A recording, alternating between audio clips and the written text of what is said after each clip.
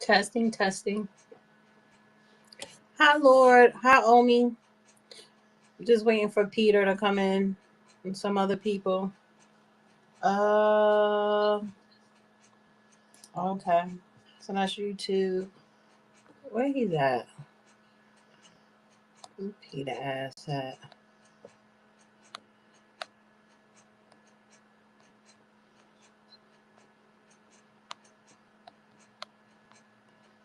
Let's see. Oh, I said one to that, said one to that. Hi, Princess.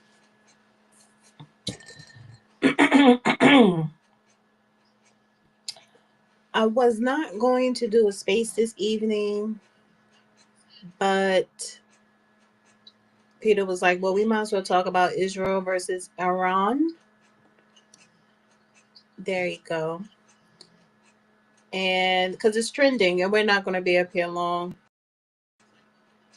but we're definitely going to do a show Sunday, and that way I will create the space earlier and just be more prepared. Hey, Peter,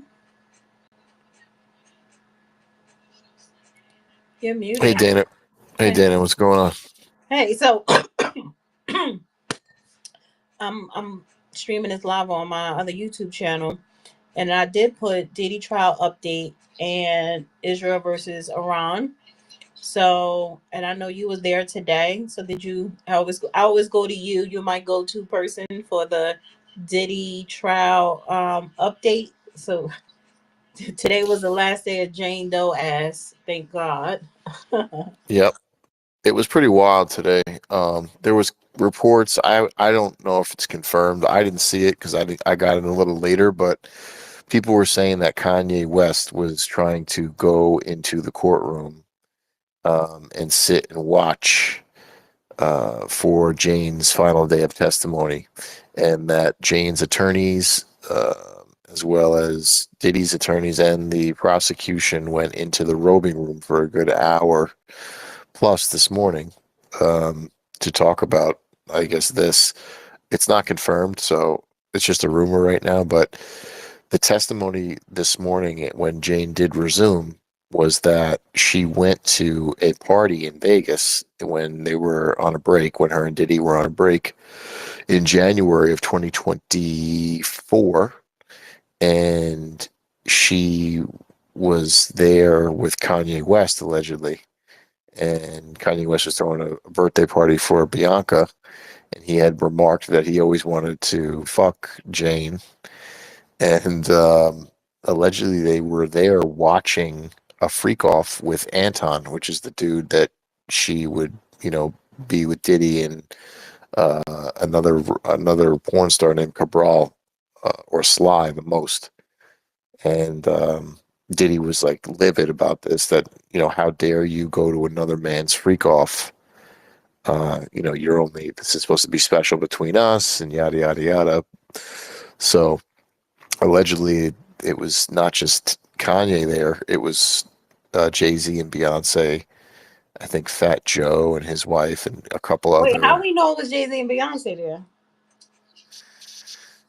It was testified to, Oh, I that they believe. said it. They said the names. Yeah. Oh, So and what party? This was a freak off party? correct. This was like Or was this it was a a party before? You know how they have a party, but then the after party, or was this just a party, or was this the after party? this was like the main event. Like this was she went to Vegas with somebody else. So they were alluding to the names. They were very secretive about it. They didn't actually say the names, but this is what we were gathering and people were talking about in the courtroom because people were trying to figure out who was the rapper, who was she there with. But I was reading transcripts. I wanted to know who was the damn rapper too. Yeah. I mean, this was pretty big. So that was this morning, and then it got even crazier this afternoon. So uh, the cross examination finished, and then the prosecution did redirect. And right before they did redirect, the judge ruled that they weren't going to be able to bring in the prior consistent statements that they wanted to. So basically, they wanted to bring in statements saying that Jane had memorialized um, the abuse before, or the fight and the activity before she knew about the lawsuit, and that this was the defense is saying that she's tailoring her testimony to suit what the prosecutors want, and the prosecution has tried to introduce notes that she took on her phone saying no, like this is what she thought before she even spoke to prosecutors, so this proves the veracity of what she's saying, and she is credible for this. And so the judge said no, the judge denied that, so they weren't going to be able to introduce statements that her prior consistent notes or statements were proving that she wasn't doing this to be self-serving. As soon as they got on redirect, like Maureen Comey was pissed. She was like visibly angry, and she was speaking very fast in her testimony, in her redirect, and then she basically was eliciting testimony from Jane saying that uh, Jane didn't want to do any of these things, and she never had an orgasm with any of the escorts, and this was all terrible. And the affect of Jane during this is like, oh, she was very matter of fact, and then she started to cry, and the whole 9 yards, the waterworks she puts on recross. Garagos gets back up, flusters her again to the point where she starts contradicting her testimony from the day before. And she says, she was basically saying, like, your client, is that what your client thinks about how much my body is worth? Like, I didn't really get anything out of this. And because she's saying at the end of the prosecution testimony, they were saying, like, if you could give all the gifts back that you got and all the money back, would you do that if you never had to do a freak off? And she's like, absolutely, 100%. And so then when Garagos gets up, she's like, well, you just said that you'd give everything back, but you didn't give up the house that he paid for. And so everybody's quiet. So she goes, yeah, well, that's a hard question to answer because my son is involved, and I have to take care of my son. And she's like, well, so it wasn't enough for you to give up that house then, right? And so she presses her on it, and she's like, well, is that all my body's worth? Is that all I'm worth to your client? And then she just literally goes off the meter, and she's like, well, you're contradicting what you said before. And she said, yeah, I probably am. So she just totally lost it. She shut down completely, and this is in front of the jury. And then she got off the stand, and then that was the end of it. But it really threw a monkey wrench in all of her testimony and called into question everything she was saying. So it was a pretty big win for the defense today, I say. Well, of course, other content creators are trying to make it seem like it wasn't because they're anti Diddy, but Oh yeah, there's a bunch of them in the courtroom, and it's funny because I like to break balls a little bit, so I say exactly what I say on here, and I say it like, yeah, like this is so self-serving, and like I laugh, in the room, and they get like very upset, and they're like, well, that's just your opinion. Who the hell are you? And I say, I'm just a Joe Schmo off the street. I really don't know anything. I mean, it's really what the jury's deciding, right? And there's those men on there. It looks like those men are going to save Diddy. They don't like that at all. And it's just funny. They start to get like very upset when I say these things. But but when I read the transcripts and they said that she went to another freak off, that lets me know this is normal in the industry. And who they're freaking off with are prostitutes. And those other celebrities had to pay for those prostitutes. So why is Diddy the only one up there on a quote unquote RICO? The RICO charge is bullshit. They should have just charged him with prostitution, soliciting prostitution, and domestic violence, right? they're not going to do that because it's a bull. They're not going to get any time out of him because there's no mandatory minimum. It's not really a serious charge. The Mann Act offenses. The serious shit is the sex trafficking. That's a 15-year mandatory minimum. 15 years. He's got 2 counts of that, and then the RICO is up to life. So they don't, when they come, they're loaded for bear. When the feds Right. come in, they want to get time out of your ass, and they want to take all that money. Like Right. I saw what you did last night with when you did it with Judge. Oh, It's and on Candace point, Kelly. Yeah. right? Yeah. They want the whole enterprise. and this is why he's the target and the trophy. Right. Yeah. But all Yep. right. So listen, I really wasn't. I was like, listen, you want to do a space? We could do a space. It's going to be quick. But Israel versus Iran. Yep. It's going down right now. I'm literally watching ballistic missiles incoming into Israel from Iran. Iran also scrambled their MiG fighter jets. There's reports coming out that the head of the Iranian Republican Guard, which is like the elite unit there, was taken out, and that Israel has taken out all the heads of the atomic or the nuclear program and their chief of staff, and I think even potentially the Ayatollah.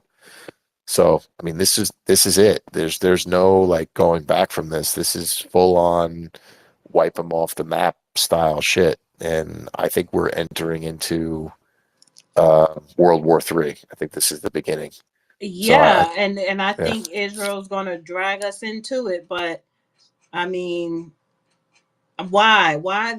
And what Trump was just saying, okay, he's willing to talk to Iran, negotiate, whatever, whatever, whatever.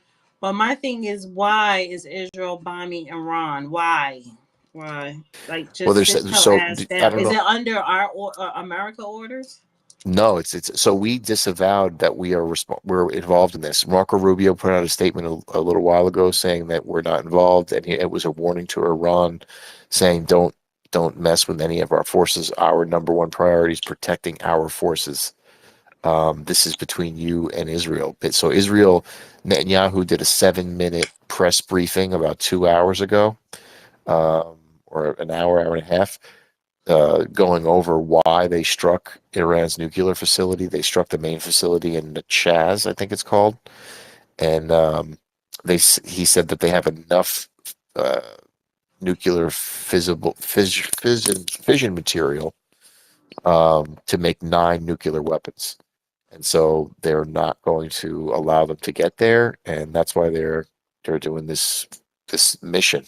I think he called it like Rise of the Lionheart or something like that.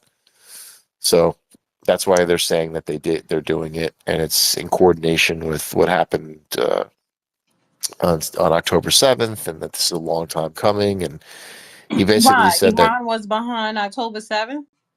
that's what he said. Yeah, because they're behind Hamas and Hezbollah. Has anybody So, even investigated Netanyahu? He is the devil. I don't believe nothing that man says. It's all bullshit. The middle Israel was created so that the Western Hemisphere, Britain, America, could have influence and strength at the gates of the Middle East. You keep fucking around, and you gonna find out. well, I tend to think that there's also people speculating that there's going to be a false flag attack against us, and it's going to get blamed on Iran, and that attack is going to come from potentially Israel. Of course, Like because that's there's what they the do. yeah, the USS Liberty, I think, was the ship that was sunk by the Israelis, and then Yes, yeah. yeah, so there might be another one of those coming in. So it's very dangerous right now. I mean, we have threats that we're facing on multiple fronts. I've also was reading reports earlier that the Chinese are the ones that are stoking the flames for all these protests across the country Well, with millions of ICE. their people came through the border. Correct. Hmm. So Saturday is going to be a wild day. I hope everybody stays safe. Whatever city you're in, there's supposed to be protests all over Jersey, all over New York, Did you and see across the the country. news conference of the sheriff in Florida? I was loving that. I posted on that. I said, "This is the way it's done." Like I was getting excited from him saying that this is what needs to be done. You're going to get arrested if you do things, and if you're assaulting people and police officers, he basically said you're going to be hospitalized, and if you're using deadly force, we'll gather your remains and return them to your family in whatever way and shape we see fit. So it was awesome to see that, and I mean that's what these people need. After the last 4 years under the Biden cackler regime, they got too comfortable and they thought they could do whatever they want, and it's time to show them that no, law and order is going to rule the day here. So So listen, guys, if anybody want to request to come up, do so. We're not going to be up here long. When you want to shut this down at 11, because I know you have to get up early because you're gonna be inside the courtroom or you're gonna be in an overflow. I'll probably be in the overflow again. I'm not. So then you don't I need to was get up up. at 4:30 if you're gonna be in an overflow. No, I'm not getting up at 4:30. I was up today because I had work to do. I had stuff to catch up Oh, on. I you had were to get up saying when you early. said 4:30, you meant 4:30. You was up at 4:30 today. Correct. Yeah. Oh, you're tired. Yeah, you would be tired. I'll be tired too. So yeah, so we're not gonna be up here long. So if anybody want to come up and chime in on the Israel versus Iran, will America get dragged in? And I should put, will America get dragged into it? 1,000% is going to happen. I mean, I don't know if you saw Lindsey Graham. He's like super excited for this. He basically said, "Go time, pray for Israel." He's been looking for this for the last 20 years or so, or even more. So you have all the war hawks that are loving this, and Why? Why you know is he into? Why is he? they make money. They make money in the weapons contracts, and it's Oh, using the that's right. weapons that we have so they can make new weapons. And we're gonna. They have a huge oil reserve there, and a lot of natural And resources this that is we can probably go in why and they take. started bombing Iran so that these weapon contractors can make more money. Maybe money's running low. The economy is good and they ain't making money, so cause war. Yeah, wars make certain people, a group of people, very wealthy. Um, and which is why I don't Exactly. trust none of them. Because Yeah, didn't Trump say that he told Israel, "Listen, we don't got nothing to do with it." But I think a lot of times they throw out sound bites so it can sound good to the public, but they got their hand in it. Everybody got their hand in it. But the thing is, Iran aren't they're close with Russia, and I read an article where Russia said to Iran, "Listen, give us your uranium so that way you don't got to be dealing with the US. So just sell it to us because the US ain't gonna come knocking on our door, right?" And right. I spoke about this in a video that I uploaded with the judge today. So it was talking about the China or whatever China deal. So yeah, Iran has Russia. Like, come on, what are we doing here? It's scary because I watched Sean Ryan show, who's a former CIA operative, and I think he was Special Forces Green Beret. He has a lot of great hosts on that are in the intelligence community, and he had this woman on. I forget her name. I'll pull it up in a second, but she was talking about, and this was months ago. She was talking about that because of what Biden did, allowing everybody and their mother in military age men, that there are already like at least 1,000 sleeper agents for Iran here waiting to be activated if we do attack. And we, help coordinate the strike with Israel. So, it's super scary because they're going to go after soft targets. So you think about you want to have a nice summer and go out and do things, you know, imagine these people start donning their suicide vests and blowing people up in restaurants and sporting events and concerts and all this shit. It could get really really bad, really crap, like really fast.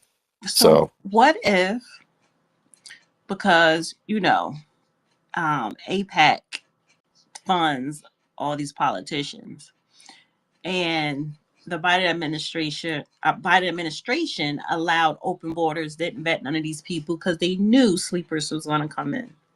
Maybe all of this was intentional to allow sleepers and hackers, along with the illegals who looking for a better life, to come in here, fuck up the country, right?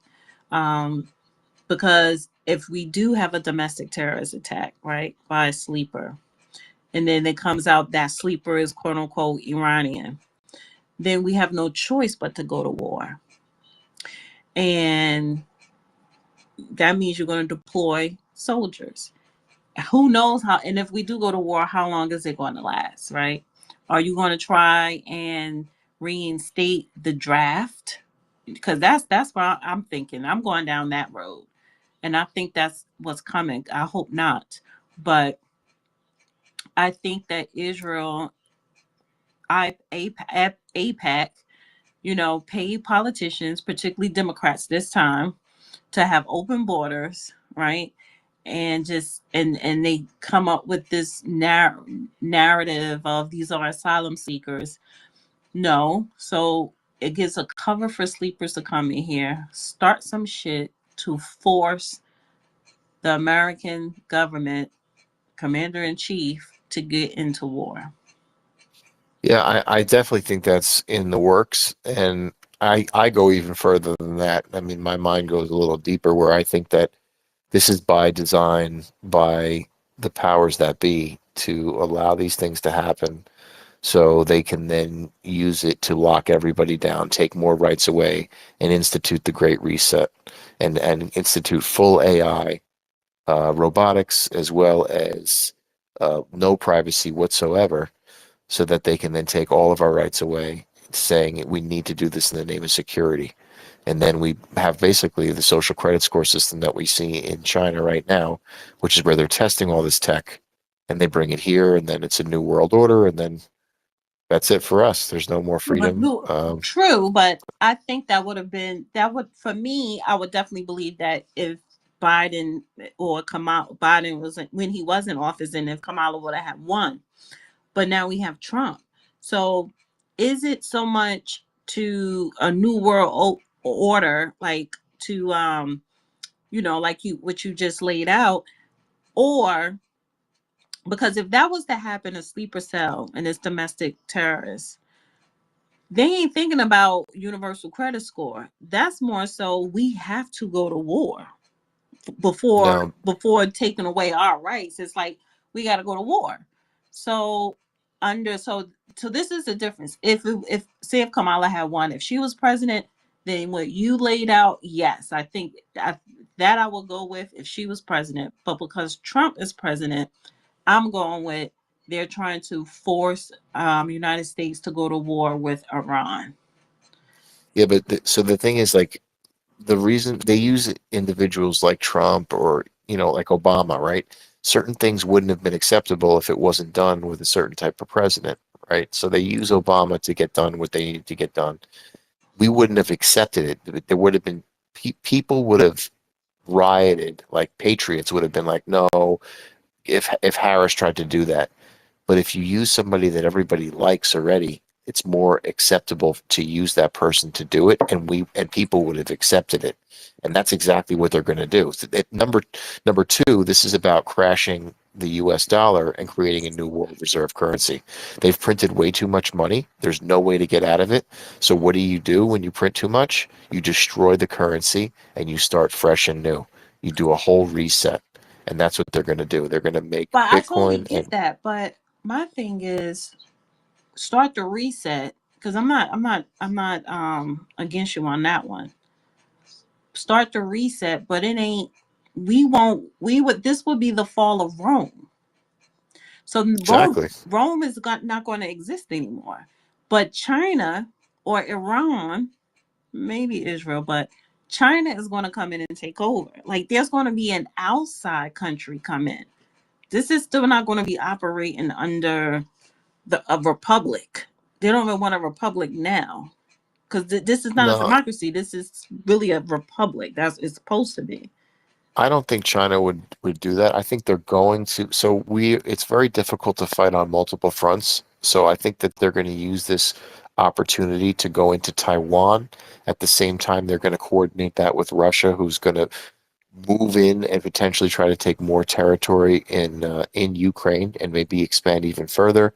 And then how we have this going on in the Middle East. So we have three different fronts opening up. Right. We have the homeland potentially being attacked, and our soldiers are spread thin throughout the world. So we don't have the men and capability Which necessary means to what? They'll defend. probably issue the draft. Well, or you get them. I mean, listen, there's a lot of dangerous people in this country. All right. There's a lot of patriots. There's a lot of people who have a lot of weapons. You see how many guns are here. So all it would take is people getting together with, people that were in the military, as well as law enforcement who's trained well for all this stuff. And people are going to defend their neighborhoods and not tolerate it. But at the end of the day, you're talking about commerce screeching to a halt, no money being spent, economy in free fall, people not being able to work and earn money. and it's a recipe for disaster. Under a So Trump administration? it doesn't matter what administration. If there's sleeper agents here and they're activated, Chinese as well as Iranian and whoever else they fucking let in here the last 4 years, and they start doing rabble rousing shit, and there's no soldiers because the soldiers are engaged in three different war combats of theater of war. We'd have to have the citizens defend everybody, right? And the citizens have to stand up, and people are ready to do this. I mean, this has been a wet dream for No, a I lot of get it. people This for years. when I say under a Trump administration, I don't what you're saying, I'm not saying it's not gonna happen. And then we're gonna come to you, Mike. I'm saying is when it happens, God forbid, I don't want it to happen, but if it's going to happen, it will have to happen towards the end of Trump and the beginning of whoever is coming in, or at the beginning of whoever's coming in after him, whether it's a Democrat or a Republican. It's not going to happen under Trump watch now because too many people, important people, is making a lot of money and they're going to make a lot of money under this administration. He has to deliver that bill so that people could have no tax on overtime, no tax on gratuity. He has to give the American people something so that he can be a hero no matter what is being talked about or done or executed in the situation room, because we don't know what's going on in that situation room. We just know what's going on in our pockets and at our dinner tables. So right now, listen, I'm making it plain. I'm not a geopolitical expert, but I'm just saying under the Trump administration, he's going to come out as quote unquote a hero, as being labeled one of the best president, if not the best president. Everything that you're saying, if it does happen, and I hope it doesn't, but if it does happen, the fallout is going to be in whoever is coming in the next administration. Well, and I don't want to scare you or I don't want to scare the room, but I mean, if they set off an EMP, an electromagnetic pulse, it takes out critical infrastructure. This is what they've been priming and prepping everybody for with all these movies and this other nonsense, shutting off the power and having pandemonium and like marauders roaming around. You imagine no water, no electricity. There is no fucking police. There's nobody to call to come help you. It's saving yourself. Do you have enough water on hand for 90 days? Do you have enough food and medication for if you have people who need medication every day? Do you have enough bullets and firearms? Are you trained in special weapons and tactics to be able to fend off from people who are coming around that are here already and want to come rape, rob, and murder you in your house? I mean, this is real shit that we're talking about that could potentially go down if it gets really bad. And so, Right. you know, It's not going. That's not. But what I'm saying is, they open up those borders. Okay, those sleepers are here, but they still have to get acquainted with whatever electrical energy plant or whatever. What you're talking about is not is it's not at a point where they could just flip a switch, and then it's go time. They're still working on the plan. That's what I'm saying. And I mean, then I wish Lamar was here because we were talking about this earlier because, they've already been testing. They've been penetration testing and been basically they know where all the substations are. And we've already had people attack power substations to take out part of our critical infrastructure network. If they're working in coordination and do this all at one time, it could be really bad. okay, so here's So my question. I'm gonna go to Mike and we go to D. Why did why did the Biden administration allow open borders allowed to happen? They were in on it. yes, of course, they wanted to accelerate the Great Reset. This is their whole goal. But when The I'm whole goal was but what great the but the Great Reset is basically to demolish United States of America. to That's well it. to That's make what's it going to to happen. yeah, to bring in socialism and to make a permanent class of individuals But who are they in. think, but here's the stupidity, because this is what I truly believe.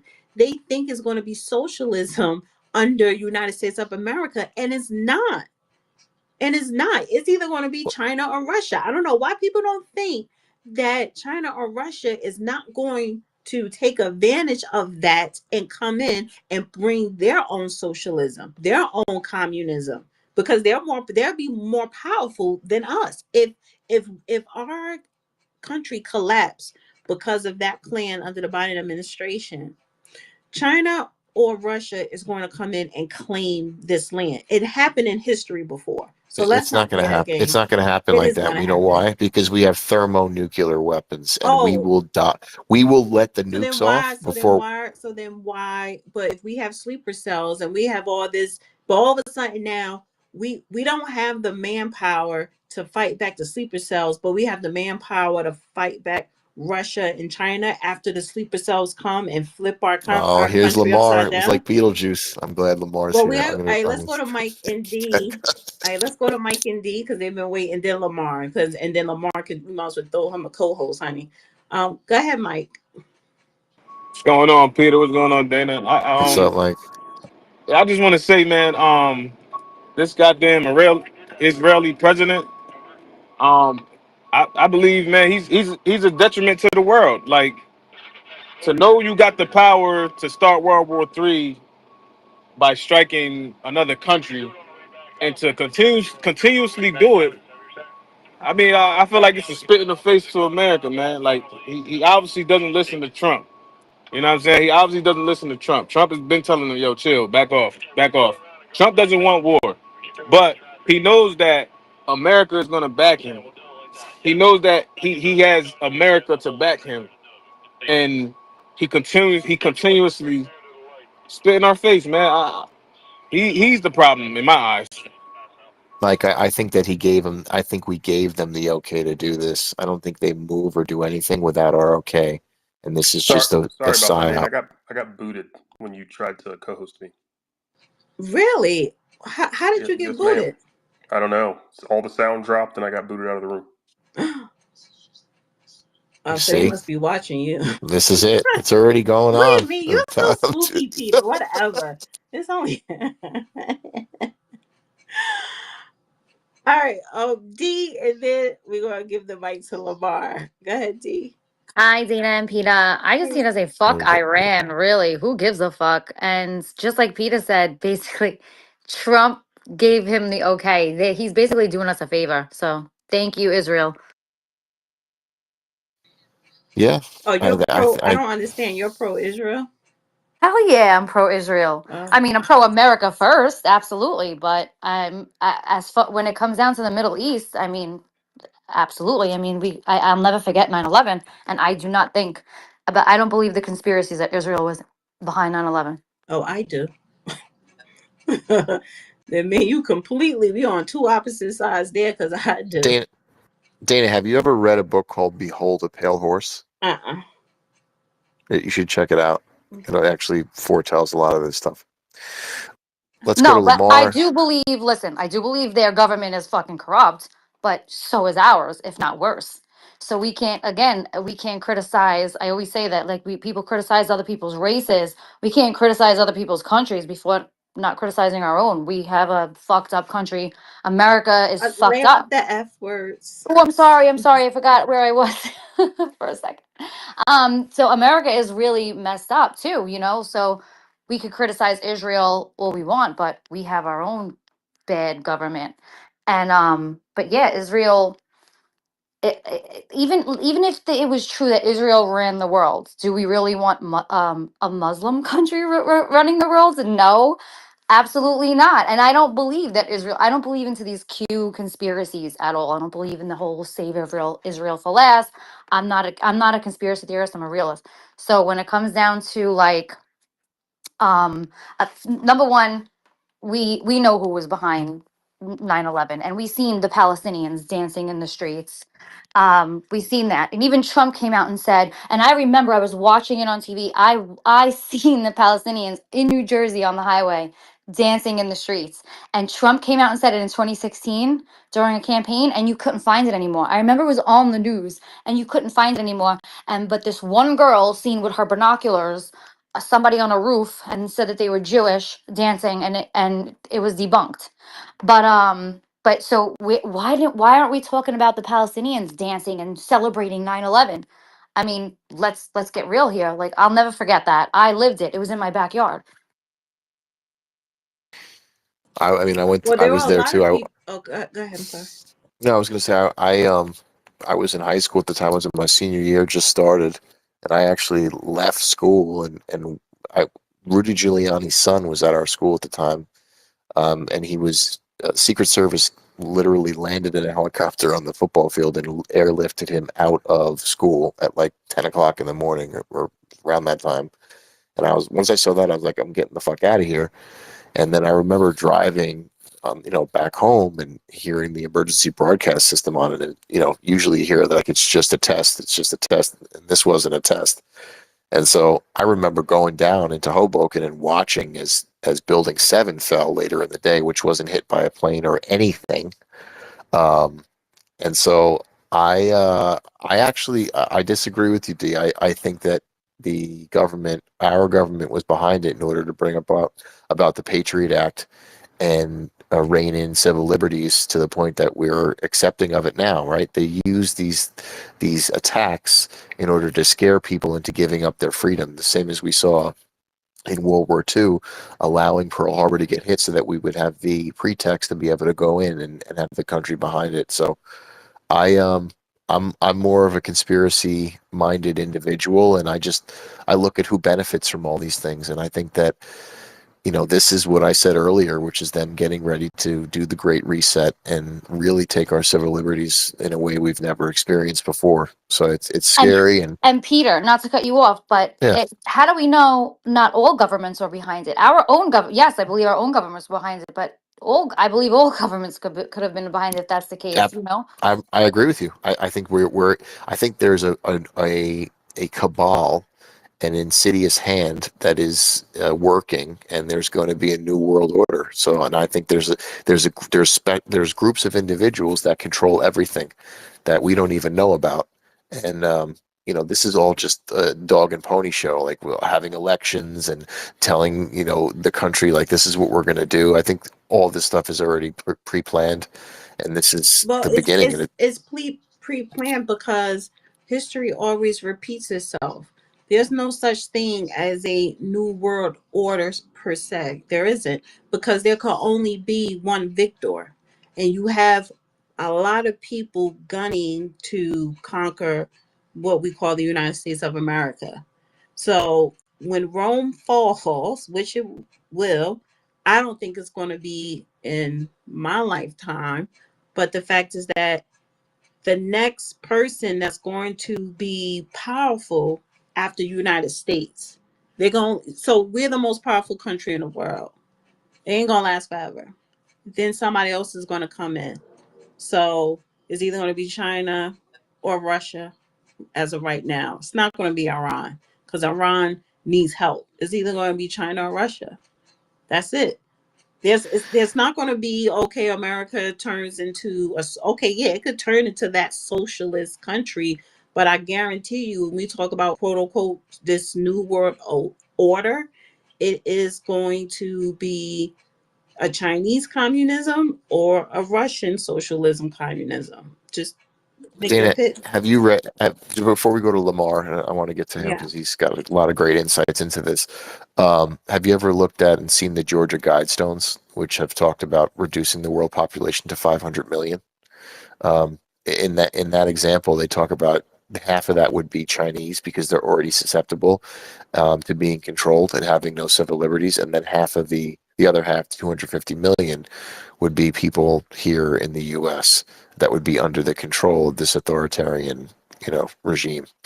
So I'll leave it at that. We could discuss it more, but let's go to Lamar and then we'll keep it moving. Hey, Dana. Hey, Peter. Good to see everyone. You too. I apologize. Thanks, Peter, for the invite.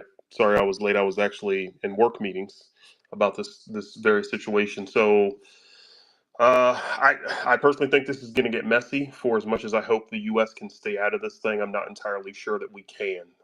There's the Israel angle to this, but over the past 10 years, and you can look this up in the media if you feel like it, every single war game that we've conducted at the Pentagon, where we we run simulations against Iran, we lose them. The good thing is I think we currently have 5 carrier strike groups in the area, but so this is not actually a surprise to the DoD.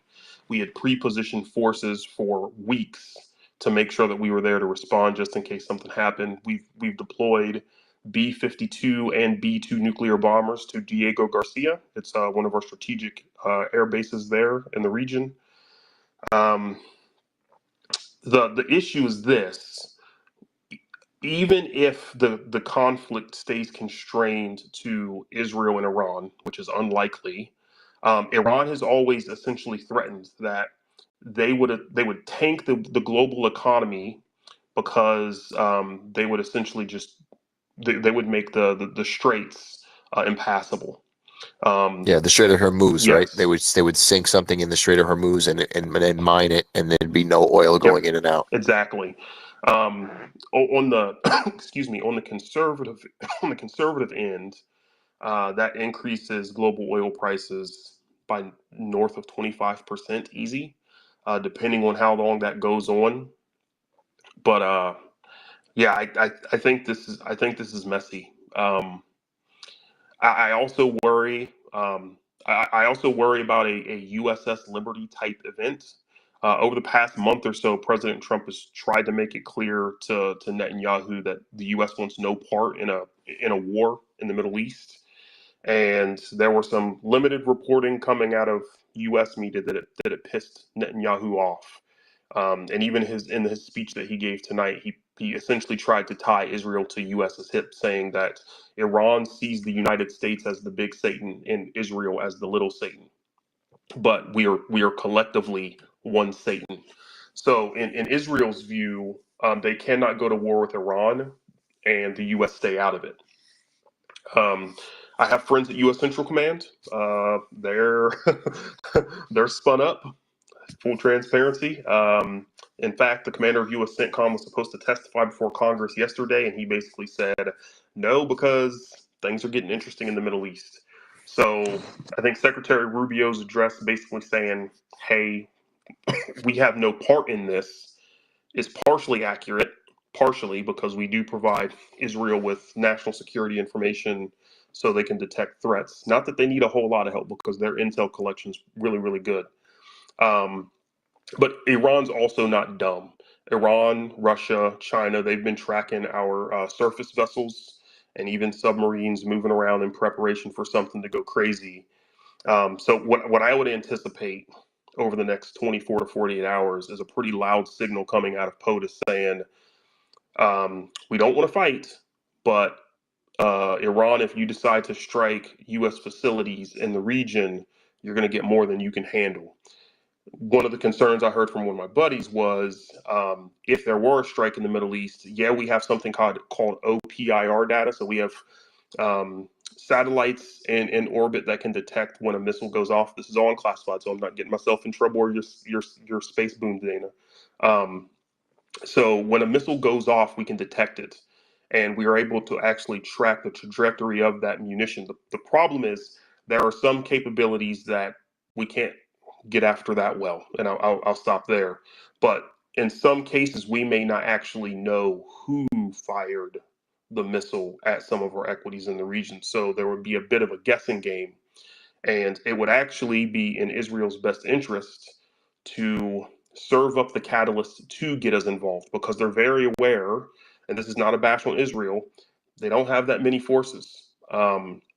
And worst case scenario for Israel, they do have a doctrine on the books to where they would go nuclear, even though no one's really supposed to talk about the fact that nuclear has north of 300 nuclear weapons.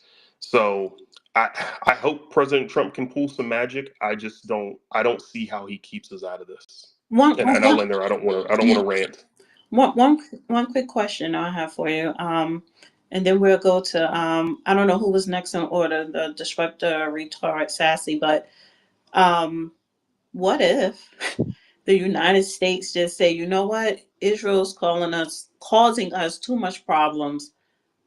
We're gonna just give them up and let Russia, China, Iran, whoever y'all deal with Israel because they're causing us too much problems. That could be like They're not I, going to do. They're not going to do that. They're good. yeah, Go ahead, Noah. yeah, I can't Yeah. imagine that happening. like a backdoor deal.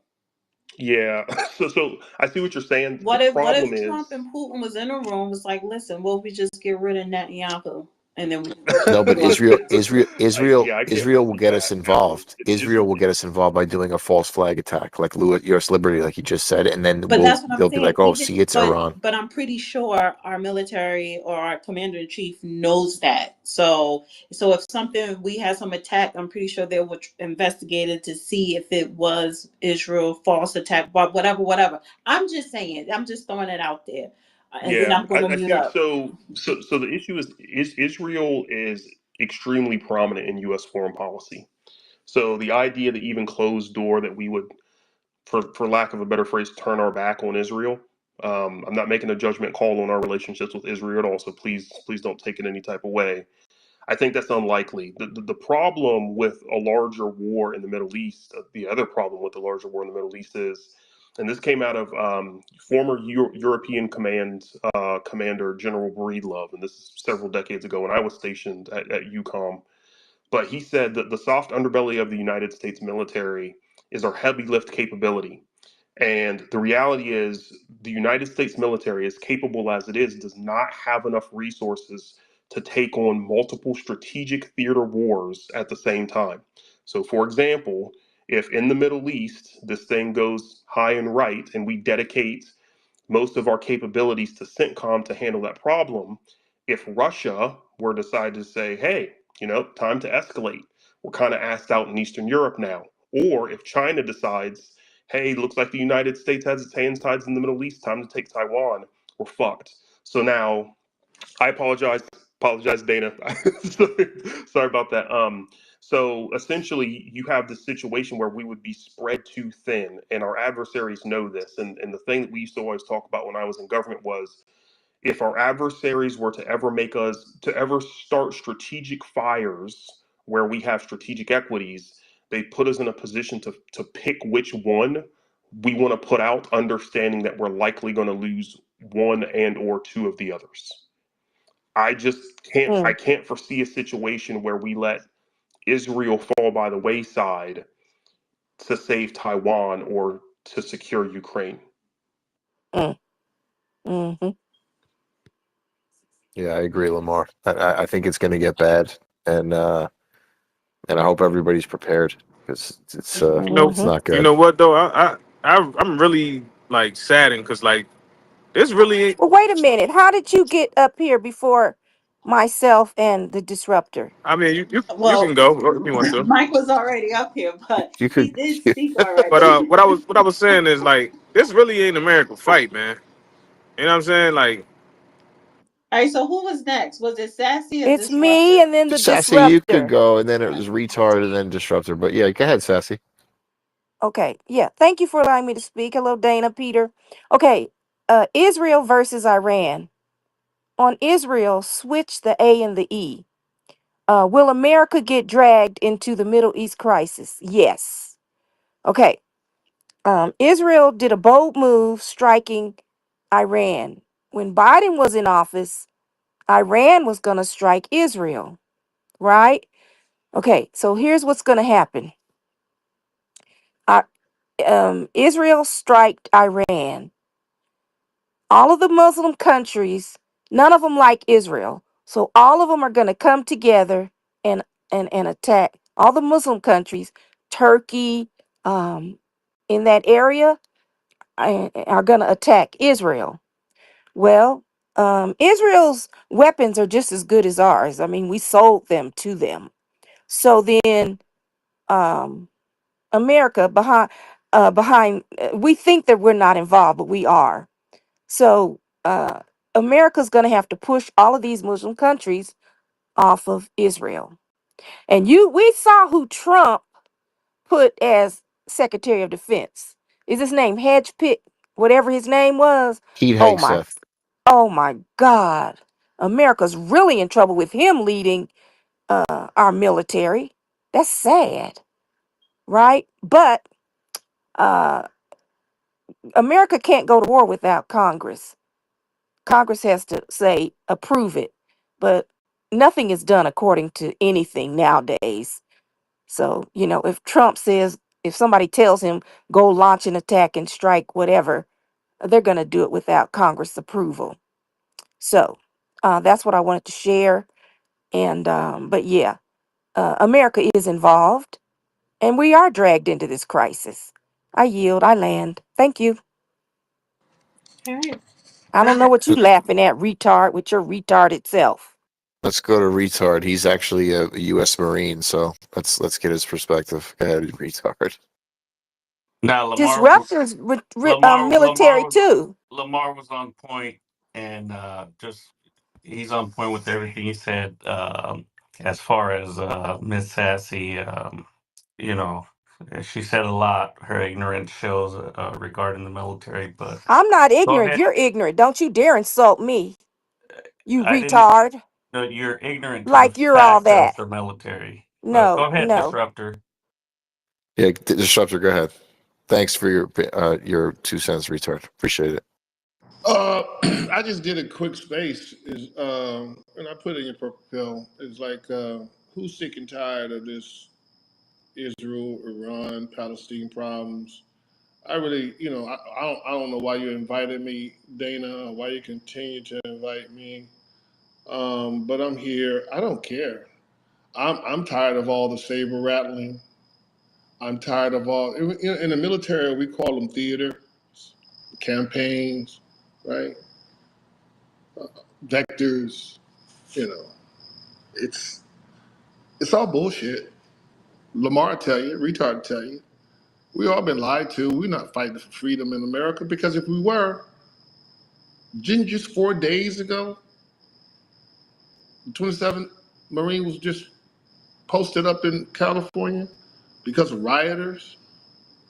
We got a full scale, not hot war, testing the resolve of law enforcement by throwing fireworks at them through a fucking cone. Where they get that training from? For an untrained person that doesn't understand the rules of engagement, they're giving these men and women to protect federal buildings with paintball guns. Paintball guns. Look, we've been living in a communist state. I'm tired of this we shit. We shit ain't done nothing. I ain't gave a fuck about these proxy wars since Kuwait 1991. We ain't consented to none of this. So don't invite me to say anything about this we shit. I'm reading Mein Kampf right now. And reading Adolf Hitler, that motherfucker is saying the same thing about the Social Democrats that people are saying right now today, but the people who are using the propaganda better are these new Confederates and these new fascist Nazis called the Democratic Party and the silent GOP, the one percenters. They want you all dead. I say get it on. Let's see who survives. Let's deal with the warlords. Let's just turn this motherfucker up. Because black people have been trying to be peaceful and trying to be patriotic and still get shit on. It ain't no me. It ain't no we. I know how Ronald Reagan fucked up. I saw Oliver North get away with corruption. I was there for Grenada, Honduras, what they did to El Salvador. The same CIA that's supposed to be dismantled today. Tulsi Gabbard is awful goddamn quiet. Pam Bondi just can't seem to come up with the client list. And now Dan Bongino has been on news more than Pam Bondi damn near telling us, hey, give us some tips if you think that Jeffrey Epstein was murdered. I mean, don't play in my face. Now, get your monetization up, get your little shit up, whatever. But you don't have to invite me to this bullshit because I'm straight nihilistic right now. I want to like fuck the saber rattling, fuck Yo, Israel. disruptor. I zoomed in on a bunch of different National Guard photos, and they have the clear window PMags, and they do have 5.56 in there. Oh, you must have saw Just my for tweet. just just for them. I'm What sure. I'm sure. retard? You know Yeah. those weekend warriors don't know what to do with that, man. You know they don't have no proper TTP, man. They don't know what to do. They ain't no real warriors, man. Stop. Them boys were sleeping, look like mad because they couldn't play no Call of Duty, man. Come on, man. Them kids don't know Oh what they're no, doing. oh no, trust me, they got the real deal with 2-7 coming in. Those boys live in the desert, Well, no, I'm not overworked. talking about the 2-7. I'm not. I'm not. No, no, I know. I'm I'm just talking about the saying. National Guard. Yeah, yeah, yeah. I hear you, So, but I'm just but I'm saying gonna they get out of here, Danny. Y'all gonna have fun. Peter, you go on and do Well, whatever the fuck. I send you an invite. I send a lot of people Oh, okay. on Then my maybe list I should invites. unfollow you or something to block you, so you don't have to send me that shit no more. Oh But y'all gonna please. have fun, and when this motherfucker blow up. Stop saying the F word, please. I'm on Oh, YouTube. when this bad boy have your fun, when this bad boy blow up, then I'm gonna see what the I have a question resolve I of want the to ask American you. people about, and 77 million people who voted for this man, who have been scared by J6, who refused to go out support. And you know he mad. He only got 77 votes, 77 million. He wanted 120 million out of 92 rallies, wearing those red hats. I don't see enough red hats in these streets. I know the Black American Negro goes out the streets to fight for everything that we never got. So why Let do me I ask you. care? I want to ask you a question. I want to ask you, and I'm gonna ask Lamar, and I'm gonna ask Retard. But let me ask you, since you said you're about to go, what do you think of Pete Hegseth? Do you think he's up for the task? I don't care. Okay, you What part don't of care. I don't care do you understand? Okay. I think he's up for it, Dana. I like him. I think I he's going to do don't a great care. I job. don't know that man. All I right. don't know if So he's I'm drinking talking right about now. as far I as don't. his I resume. know he tore up his he highly educated. He got hired, so I got to go with who he's the Secretary of Defense. But All right. I So don't care. all right. So I want to ask Lamar. Do you think that Pete Hegseth is up for the job? I think he understands military operations enough to understand what the U.S. Department of Defense is doing. So he recently gave a speech, and I think this is where he's in his strength. I think he left the military as a major. He was an infantry officer, from captain. what I understand. So I think it's interesting that this is the first time we've had a SecDef that was not either a flag officer or above. So, Mm-hmm. with respect to what we're seeing and how the combat dynamics are changing, I do think he has the military know how to guide the U.S. through a conflict.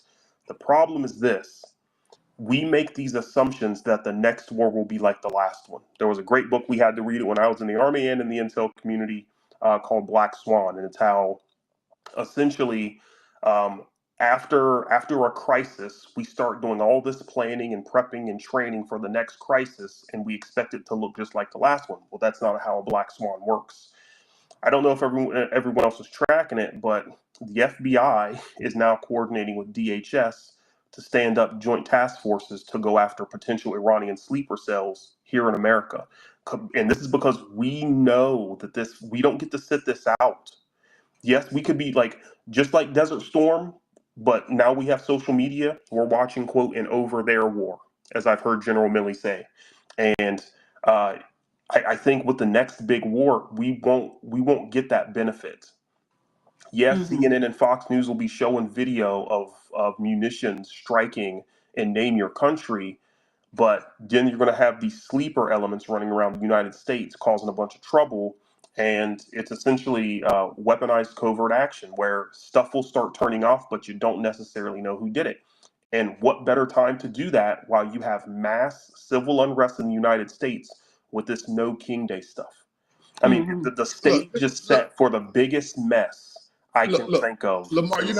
you're not being honest with these people. Yes, I am.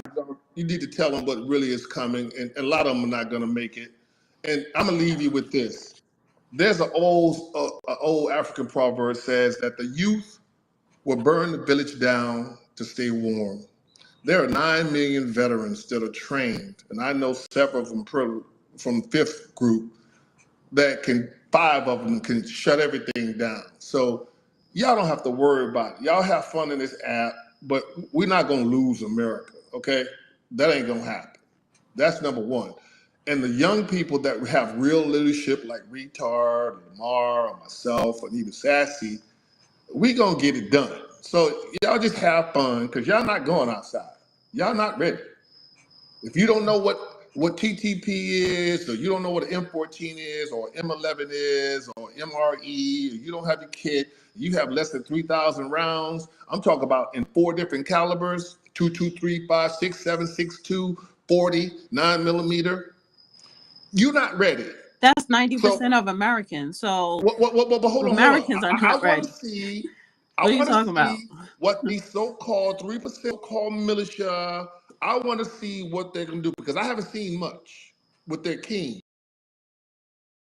Now you gotta people who you know operate like he's their king and calling them out and saying no king on Flag Day, on Trump's birthday. So I want to see what the white majority is going to do in America because see, we too emotional, too low IQ, and too black national. Everybody's got grandbabies to look at her or a food from DoorDash that they got to order. So y'all miss me with the bullshit.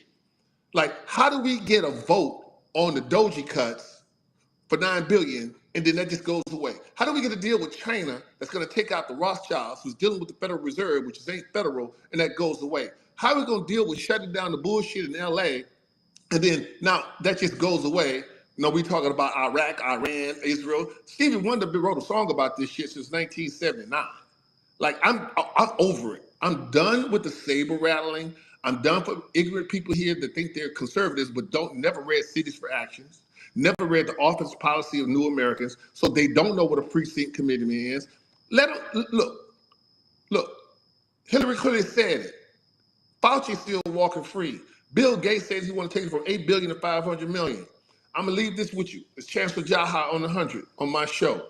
Sometimes you have to sacrifice the few to save the many. But I'm of the thought sometimes you got to sacrifice the many dumb, objective, addicted bitches to save the few. I'm out. Don't lie to these people, Lamar. I'm not. I'm not trying to black pill him. But your point is well taken. Your point Don't is sit well up taken. So here. Don't sit up here and minimize what you've been telling me and why I left the space because I didn't want to listen to it. But here we are.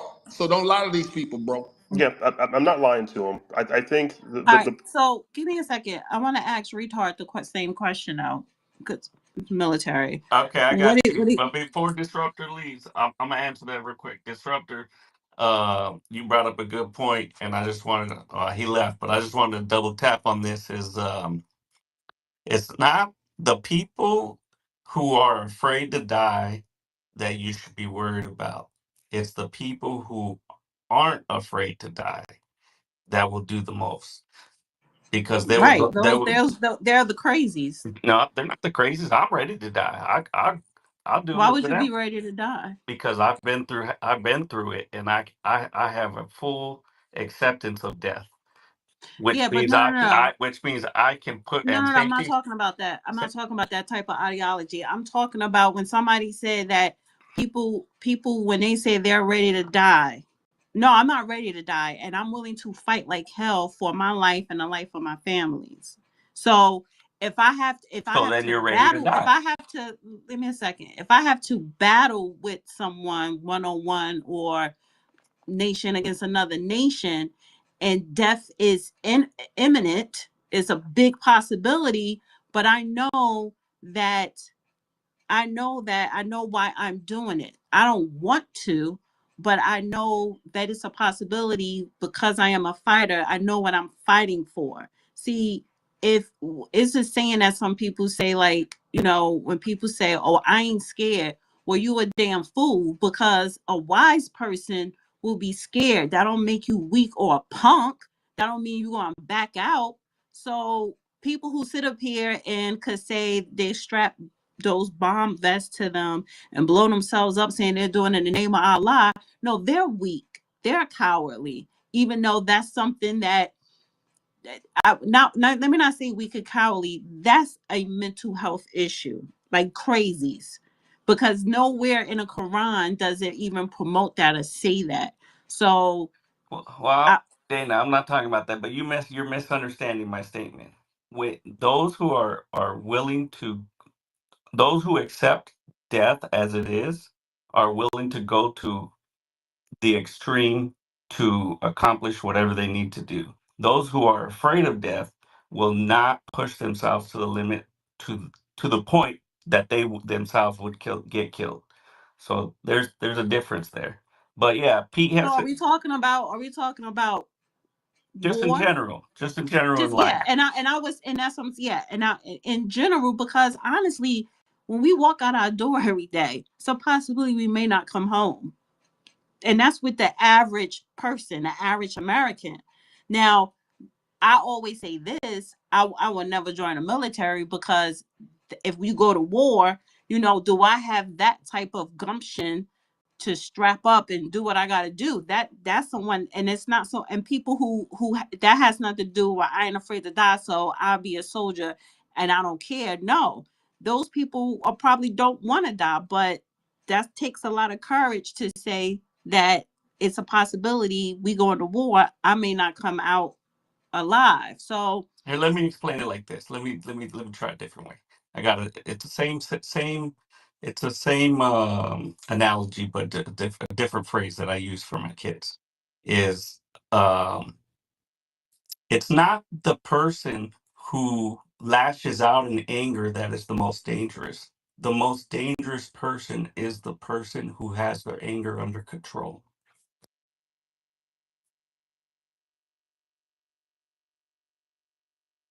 If that makes any sense. it makes a lot of sense, but danger in what sense? Because again, I'm going to consider myself dangerous because I do have control. But the fact is that what that to me that's still general. So what are we talking about in a sense of military war? Everyone's talking about, Peter, you even alluded to it. Oh, new world order, and make sure you have your water and you have your guns and you had all this. Don't nobody got that shit in their house like that. I And do. I people gotta do. get up. No, I'm talking about the majority. So Lamar does. just because five people, right? But 10 million don't people are first of all, people cannot afford to live like that. So all right, we may have extra bottles of water, gallons of water, but the average person, beyond the average person, don't have anything prepared for doomsday because that's not our culture. That's not our Well, they should start society. prepping, Dana. That's why we're talking Prepping about for this. but my thing is, okay, so they've been saying this prepping for doomsday since World War I. Let's not play the stupid game. This ain't nothing new.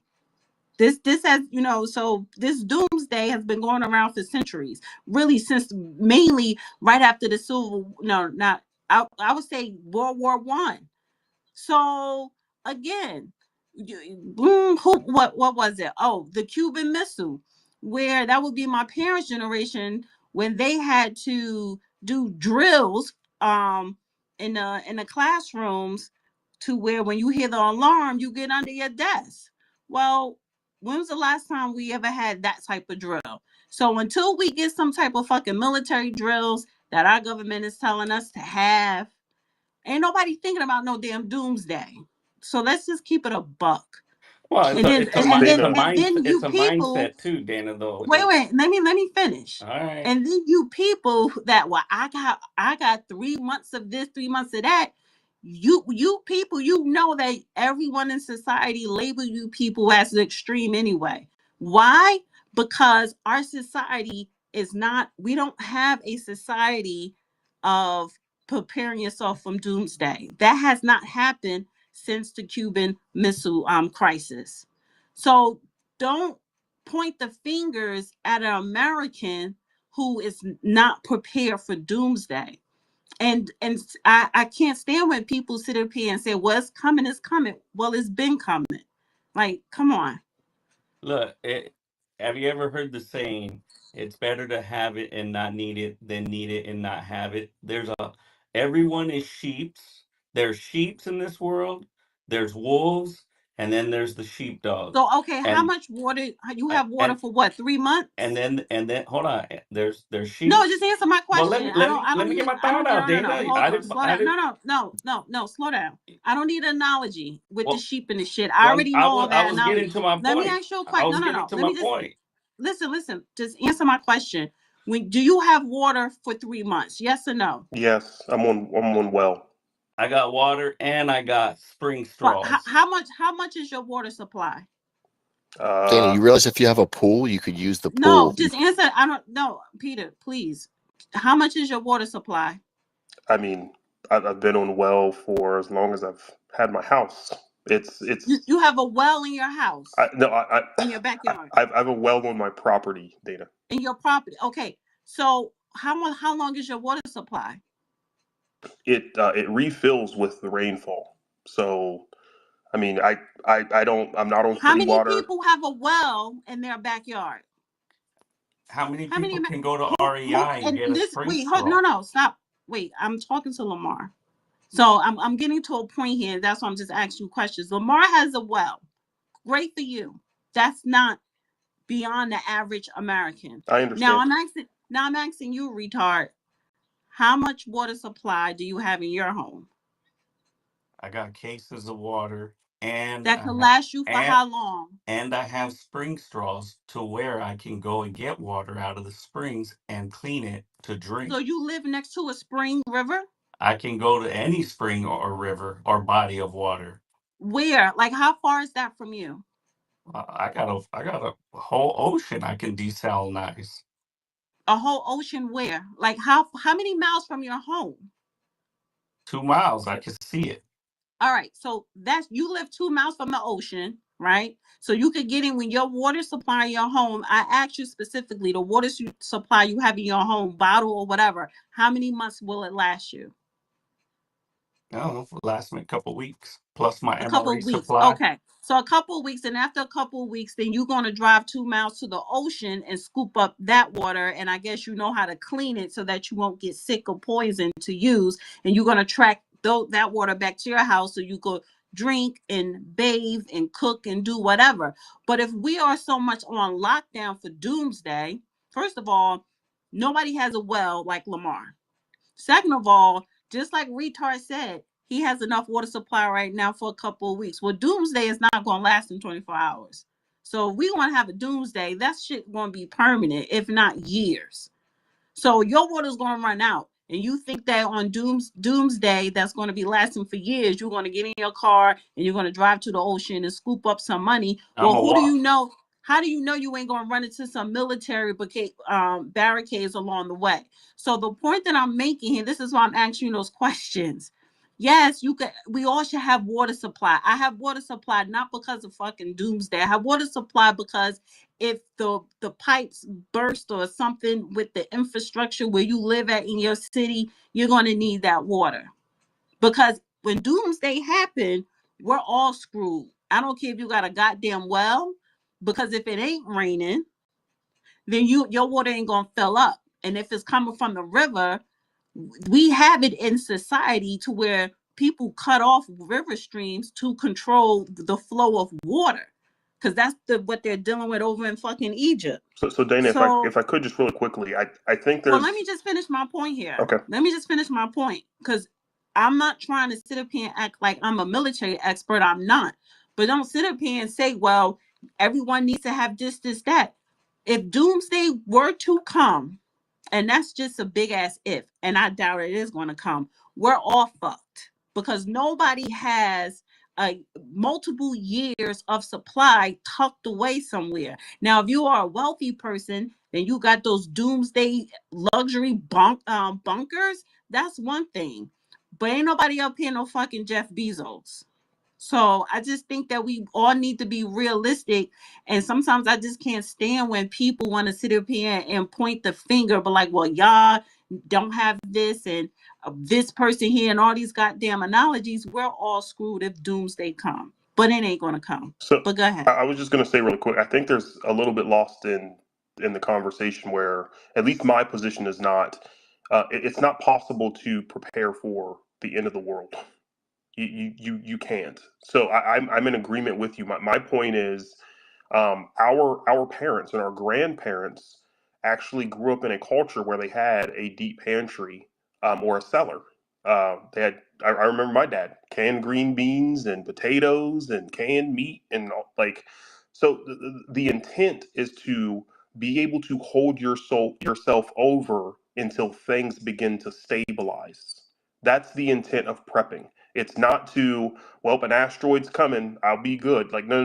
That's not it. Or nuclear war, I'll be okay because like, no. That I know too much about that. No one's gonna be okay in nuclear exchange with a near peer adversary. We're just not. But in a situation where you could have significant destabilization in the United States, you might be able to weather yourself in your home, on your property, with your preps long enough for government to reconstitute. So the point I was going to get to about what the disruptor, excuse me, the disruptor said is the U.S. government has plans for this, and I'll just point everyone to something they can read on their own. It's called Presidential Directive 51. Basically, in the worst case scenario, the executive office essentially gains the enough power, like powers people can't imagine. They can seize all types of stuff, but what this points to is something called continuity of government and continuity of operations. So they understand that there's going to be a like widespread disruption. Local government, state government, it's all going to get shaky real quick. But the plan is after the dust starts to settle, you get things up and moving as much as you can. Now, to the point that we're talking about, those who have nothing, absolutely nothing, will find themselves standing in line at a FEMA camp asking for beans and a bottle of water and hopefully get some rice. Those people that have just some food on hand, so they're not out standing in line getting robbed by someone who's trying to catch them coming out of the food line, they'll be okay for a little bit. So the goal is just to get through the rough patch. That's the goal of How do you prepping. know how long the rough patch is going to be? You don't. You don't. Exactly. That's why you prep though. So it That's why you doesn't. prep. You're prepping for what? 2 months, 3 months. Great. Then 90 what to happens? 180 days. What happens? What happens on the 12th month? 300 and the 367th day. Well, then you become a hunter gatherer. Yeah, then No, you we're go out all and going to grab be it. standing. No, we're all going to be standing in the fucking FEMA line. So the thing is, you don't know how long something's going to look. COVID was a prime example. And a lot of people say that was a tester. It was. So how many people was unprepared? The government came in, gave everybody what, $600, $1,000 a week, couldn't go nowhere. Some people, even if they had water stocked up, when they realized they could still go to the grocery store, they wasn't drinking that water, but that water would have ran out because how long were you on lockdown? For damn near a year. Dana, So I'm gonna be passing you on my horse with a deer strapped to it while you're sitting in the FEMA line. no, listen, Dana gonna be all right. So Nah, because you're not prepared, and you um and you're listen, ready for the line. if we all gonna be on that line. We all, unless Not you if you know how live, to hunt, unless you skin, have and some land, desalinate.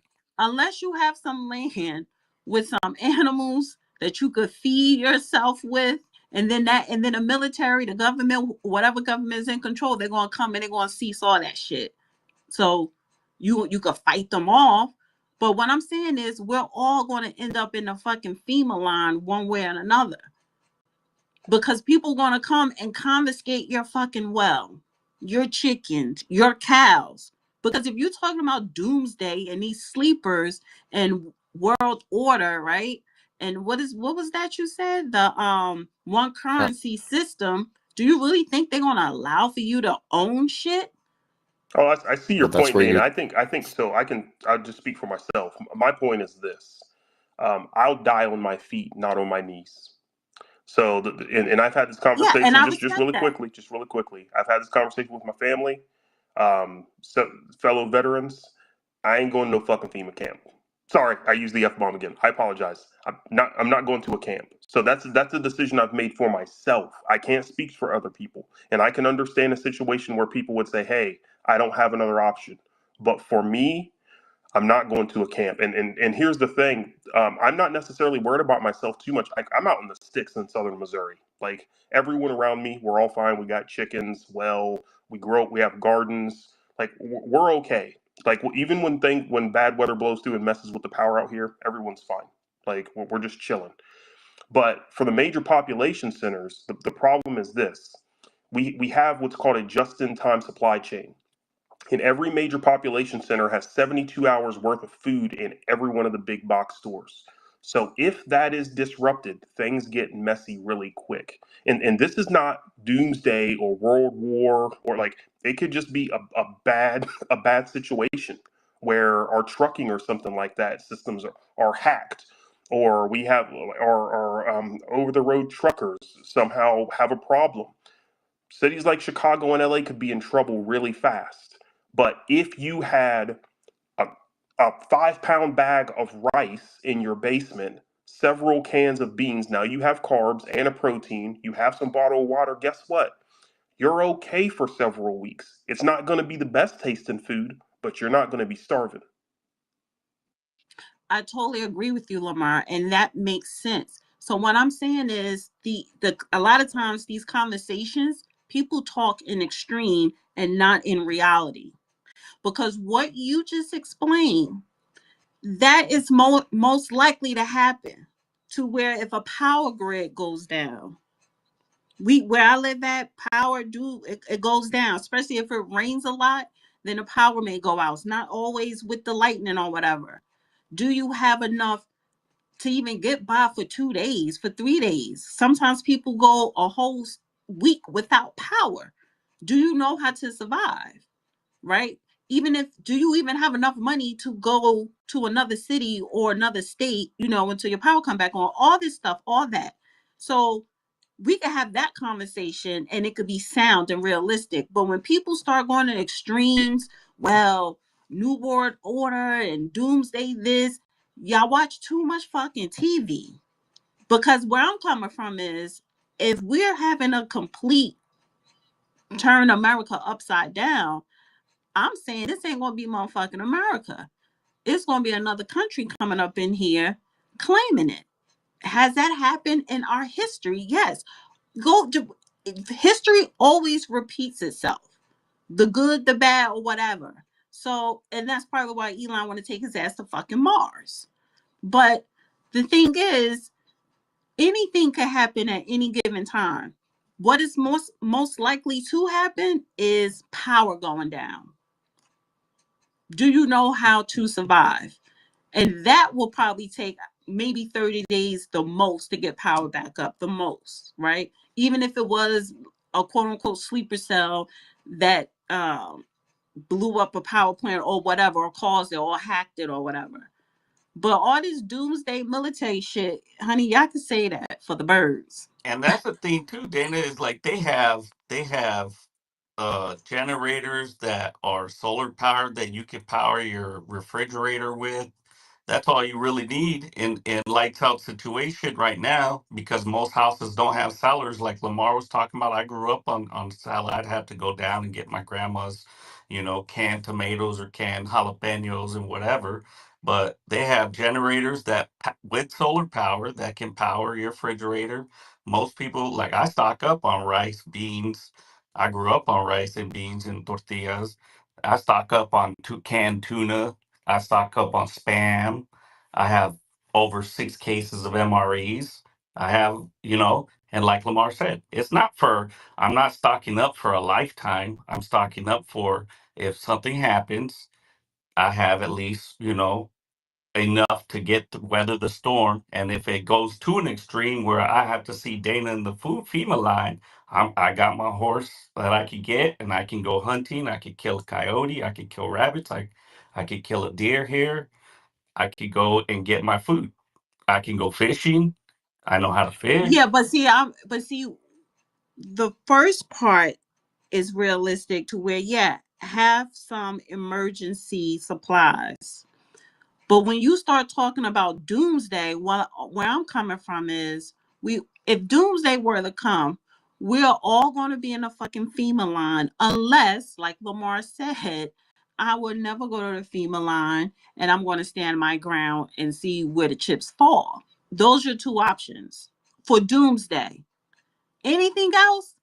Yeah, have you 3 months supply of water and food for the small shit with the power. Well, Lamar just said that he's also prepped for long term. He has chickens. I'm sure he knows how to hunt. There's probably deer that roam through his property. He Right, probably right. has But a I he said for probably has a doomsday. right I'm for not doomsday. He probably for has a no fishing for lake where he can doomsday. get No, for fish. okay. So retard for doomsday. Whoever's coming in here taking control, they taking all your fucking land and the animals from you. That's why Lamar They said can't he take gonna stand roaming his free ground. animals. Oh well, yeah, because you can't hunt. You got to come over here and get in this FEMA line. And if you don't come, then you gonna stand your ground, and and with the chips may fall wherever they fall. No, See, because that's you're thinking the doomsday. FEMA lines are going to be out in the sticks. They're going to be in the cities where the mass populations are. They're coming to get everybody. They No, they're rounding not going to everybody up get on everybody. doomsday. They're not Well, rounding okay, everyone so up. so you They're going to really be in the think so? city. So They're let me going to ask be you in the this. So you really concentration think? spots. Wait. So you really think doomsday now? We ain't talking about power plant down. Doomsday. Oh, y'all people that's out in the sticks, y'all gonna be like the Maroons in Jamaica, right? Where people gonna be scared to walk up in those woods to come get your ass to bring y'all down to go work them fields. So that you think that you gonna be the one of the Maroons. So And so what I'm we have saying an is, example of this, Dana. So well, let me finish my point, because what I'm saying is doomsday, they rounding everybody ass up. You ain't no motherfucking Maroons running off into the woods and you going, set up a fork and think that we ain't gonna come our ass up in there and get you. But who's Whether doing the it's rounding China or up? Russia or whoever. Who's doing the rounding up, and why would they continue to do things We're if it's talking all about shit hit the doomsday, fan? Peter. But if Because you all what did you wait, Peter, what did you say in the beginning of this space with doomsday? Oh, they want one world order, they want one currency, and they're gonna come and they're gonna invade America, all this other shit. You talk all that extreme shit. yeah, But you there think that if you got water in your house that everything is all good? no, it's no more than having water. It's also having the weapons and the tactics and grouping, clicking up with individuals that know what they're doing Ain't to nobody fight it doing all. that shit like that. And that's what I'm saying. It may be the few. Like and you never heard of the Maroons. Look up the Maroons in Jamaica. So if you ain't on that Maroon shit time, and this is what I'm saying. Doomsday is the far extreme. Do I think doomsday gonna happen? Fuck no. But if it were to happen, even you so-called Maroons, they're gonna go up in the motherfucking woods and pull your ass down if doomsday were to ever come. That's what I I'm saying. mean, That's my terminology. the thing is, If like you don't, Dana, if you don't, if you don't know who the Maroons are in Jamaica, look it up. Because they never some caught their ass to this day. They still live up there. Ain't nobody fucking with them like that. so what I was going to say really quickly, Dana, is we have an example of this recently, and it wasn't obviously doomsday for the world or even the country, but you have localized doomsdays, and what happens is FEMA comes in to a centralized location. Think about Katrina. They set up shop in, I think it was the Superdome. And if everyone remembers, things got pretty ugly. Yet they set up tents. That's where they did food and water distribution, diapers for mothers with babies, baby formula, all this other kind of stuff. There were horrific stories coming out of that. But here's something that was interesting. They left the people that were in high and dry areas alone. They weren't a threat. All of the crime and misdeeds were happening in the major population center where all of the people were located. So to your point, there's a really good study. I point everyone to two things. There's a book by Joel Skousen. He's a former Navy intelligence officer, and it's called Strategic Relocation. Fantastic book. It's I think less than $30. I would buy it. Don't scare yourself, but it's okay. You have a better understanding of how society breaks down, how fast, and things that you can do to help yourself. The second thing is there was a study conducted years ago by the Asymmetric Warfare Group that looked at how society breaks down. This spun into something else. There was a book that was submitted to Congress as evidence called One Minute After, and it was essentially about an EMP that goes off over the United States. It brings down the power grid. And what were the rippling effects of that? And what they found was the same thing that every other study found, is that your problem areas are your major population centers. Because to your point, Dana, the vast majority of people aren't necessarily prepared to not have power or water for one day. But those people out in the sticks, they're fine. And they live out in the sticks, most of them, for a reason, because they want to be left alone. Like they've moved away from the major population center, so there's no threat concern with these people now coming into the city to maraud and harass people. Those people have gardens, they have well, some of them have solar, they got chickens, they're raising rabbits. That's not what the point that I'm making, Lamar. I'm not. This is not about people who live out in the sticks versus the people who do not. We're talking the whole people. If several people, probably 100 times throughout this space, talking about doomsday, doomsday, doomsday, and I'm like, we're gonna have a conversation about World War III. Speak about it in reality. And I think people just watch too much fucking TV. They be in Hollywood way too Yeah, long. that's not. That's a fair point. That's not my position. Yeah, I'm of the mindset only because of the stuff I see when I worked in government. World War Three. Right? If I think World War it's Three like pops off we and nukes can't. go flying, everyone, find your favorite bottle of bourbon and just have fun. Yes, and say the Lord's Right? Prayer. Like, Say our Father's Prayer. But and that's what. But you can't. The people are going from A to fucking Z, and I'm saying it's steps to that shit. It's A B C D, and that's how they walk it the fuck down. So when people say doomsday, we ain't. That's Z. We ain't there. And they know good and goddamn well we are fucking pampered poodles, even the people that live out in the fucking sticks. Cause they got a fucking Tesla and they little drive barn or whatever. So just stop. Like Yeah, but Dana, there's people that do this, right? Like you could look up and go get land in like I'm not Nevada. saying that, that's not my argument. See, I'm not. That's not the argument. That's not my stance. It's not even an argument. That's not Dana, what the you fuck got a I'm talking about. bias. I'm not talking about people who actually prepare for doomsday. That's their business. I'm not talking about people that live out in the sticks. They don't just live out in the sticks because possible doomsday or whatever. They live out there because they like the lifestyle, whatever the case may be. That's not what the fuck I'm talking about. I'm talking about this country as a whole, the fall of Rome. Now, the fall of Rome doesn't mean that we're going to be in a bunker eating out of beans cans. No, and that's what I'm saying. People jumping from A to fucking Z. And I'm going to include you, Peter, because you was like, oh, New World Order this and one currency and all this other yada, yada, yada. And I'm I like, mean, well, I think that's where we're going. I'm not. I said it because I believe that's where we're okay, when I going. said to you, oh, well, for anything, China, Russia, if that's the case, China, when America fall, and it will eventually, China, Russia come in and take over. Oh, no, that'd never happen. Why the fuck not? Because the powers that be won't allow that to happen, and they Who's would the rather powers that be? The powers that be fucked up this nation, the, which the made it weak, the which powers means that makes them weak. the powers that be are the ones that have the nuclear launch codes that would rather end the civilization as we know it than allow that to happen. So we have a nut job that have the codes. Well, That would be the president. Dana, there's a book. There's a book called Nuclear I War don't give a fuck Scenario. about the book. I'm talking about what's going on right now. Our I'm president telling is you, the one that has control of those nuclear correct, codes. correct. And if you So look he at, will blow up America. he'll blow up the world. Do you understand that our nuclear triad Okay, so is if he pressed a nuclear button, that Russia is going to press theirs at the same time. yes. That's the whole point. Right. So The so world. you so Peter, you already at fucking Z. What I'm telling you is that before we get invaded and taken over, the world will be over. It will No. not. Okay, so Okay. I disagree with you there because obviously, obviously, you really do think that a president, a United States president, would say, "I'd rather blow up this country or start a nuclear war before anybody coming here." It don't fucking work like that. Like Lamar, what I do you disagree think? with you on that one.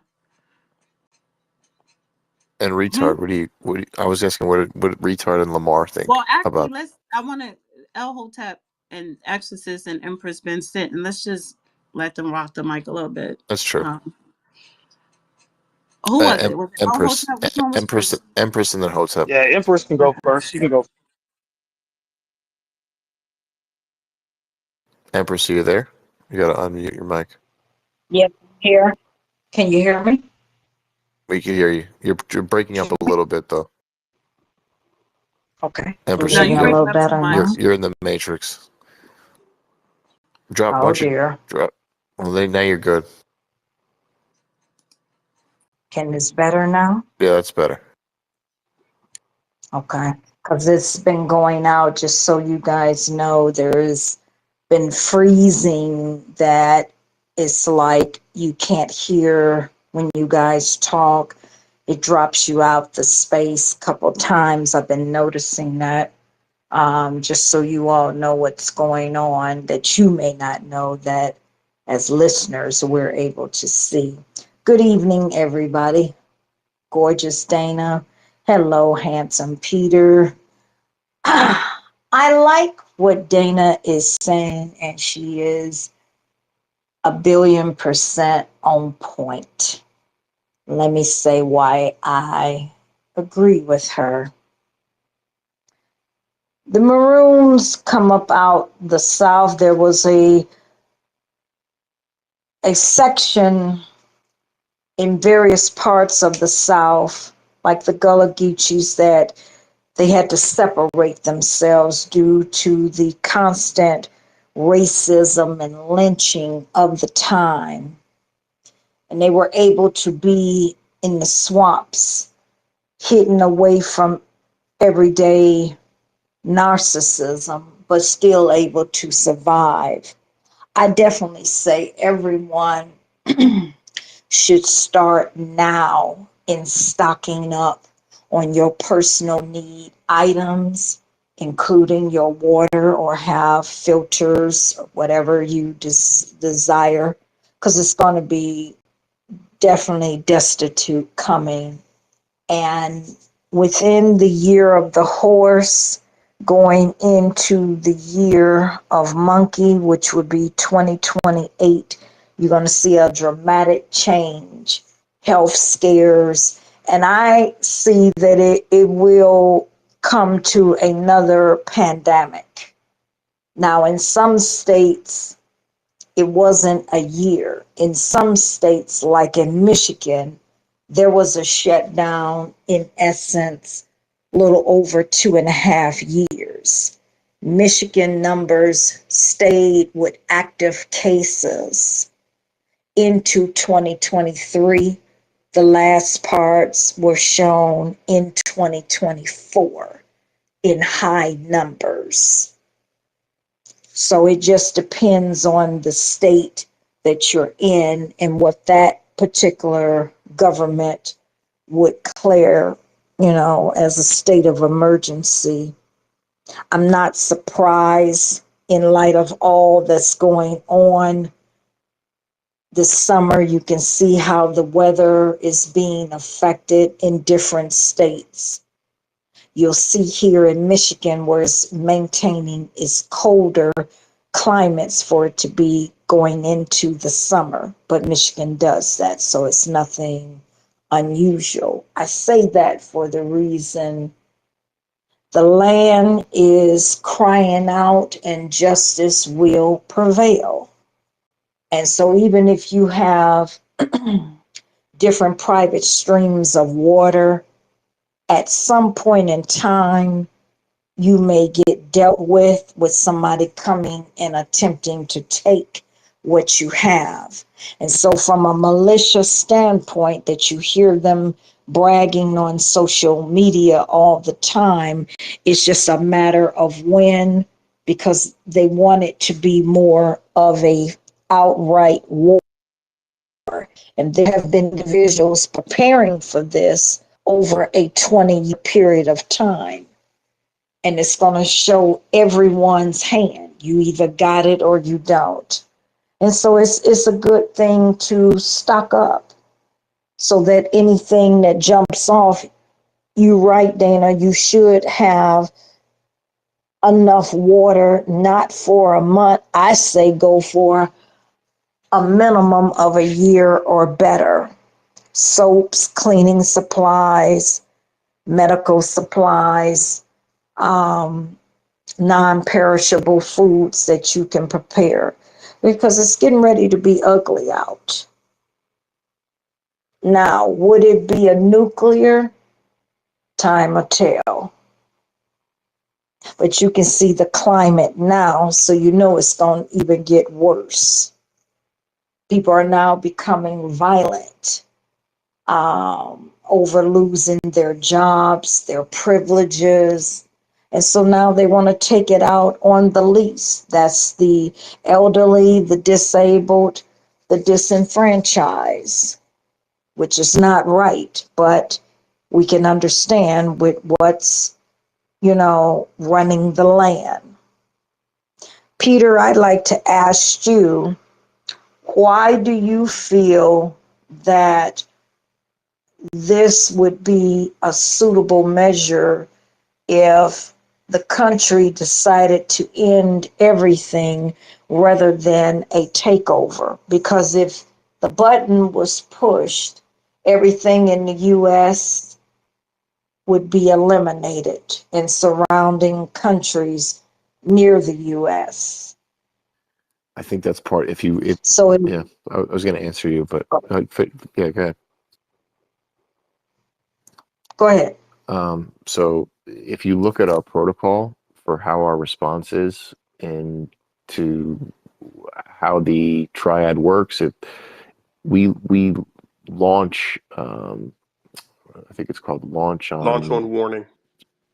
There you go. So launch on warning is once the warning comes in, there's like 6 minutes that the president has to decide if a ballistic missile is incoming. He has to decide whether to launch a counterattack. That counterattack would then be countered by whoever we're launching at or where they're perceiving those missiles are coming in at. That would then release basically 1,000 nuclear missiles from us and 1,000 nuclear missiles from the Soviet Union, and then potentially China as well. It would end life as we know it on the planet for the next 20,000 years. And there's a book called Nuclear War Scenario by Annie Jacobson. It came out last year, and she talks about the elements of our triad, which is air-based, land-based, and submarine-based. The submarines are known as the handmaidens of the apocalypse. They could literally sit right off the coast in their stealth submarines. You don't know that they're there. They could deliver the payload within minutes. And these things have what's called MERV technology, which is uh, multiple something, Multiple multiple reentry vehicle. independent. Yeah. So in one missile, you have multiple warheads that will then disband and break apart. And so you could target multiple targets with one missile.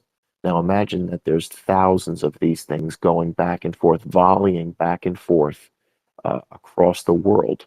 And the nuclear fallout would, when the clouds that would then block out the sun would bring about what's called nuclear winter, and this would take about 20,000 years, they Yeah, estimate, to I be able to think clear. a lot of people know that. Here's my question, because as you was talking, I'm thinking about this. Right? Why would they do that? No, Why would at America, Russia, China, Iran, anybody that has nuclears, they know that. They know what will happen if someone launch, right? They know the end result. We know the end result. But here's the question though. That's not why you have nuclear. Because you ain't Iran, Russia, China, or the United States or whoever. You could opt not to have nuclear weapons. But they want nuclear weapons because if we did not have nuclear weapons, right? How many people, how many countries would have already breached our walls to invade us? The purpose of having nuclear weapons is for other countries to stay the fuck out. Because if you don't stay the fuck out and you try to take over my country, then we're all going to die, and we already know what's going to happen if we have a nuclear war. We're but not. you just proved my point. No, That's no, no, no. You that's what they're going to do. understand what I'm saying. The purpose of having nuclear is not to use it. It is to make sure that you never breach my walls. Now, we may even go to war, whether it's naval or ground war, because we have gone to war with other other countries. But no, and we had nuclear, but no one never used it.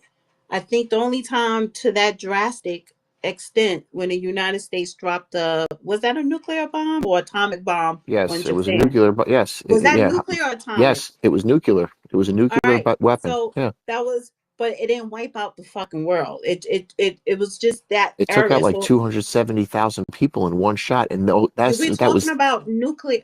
Peter, stop.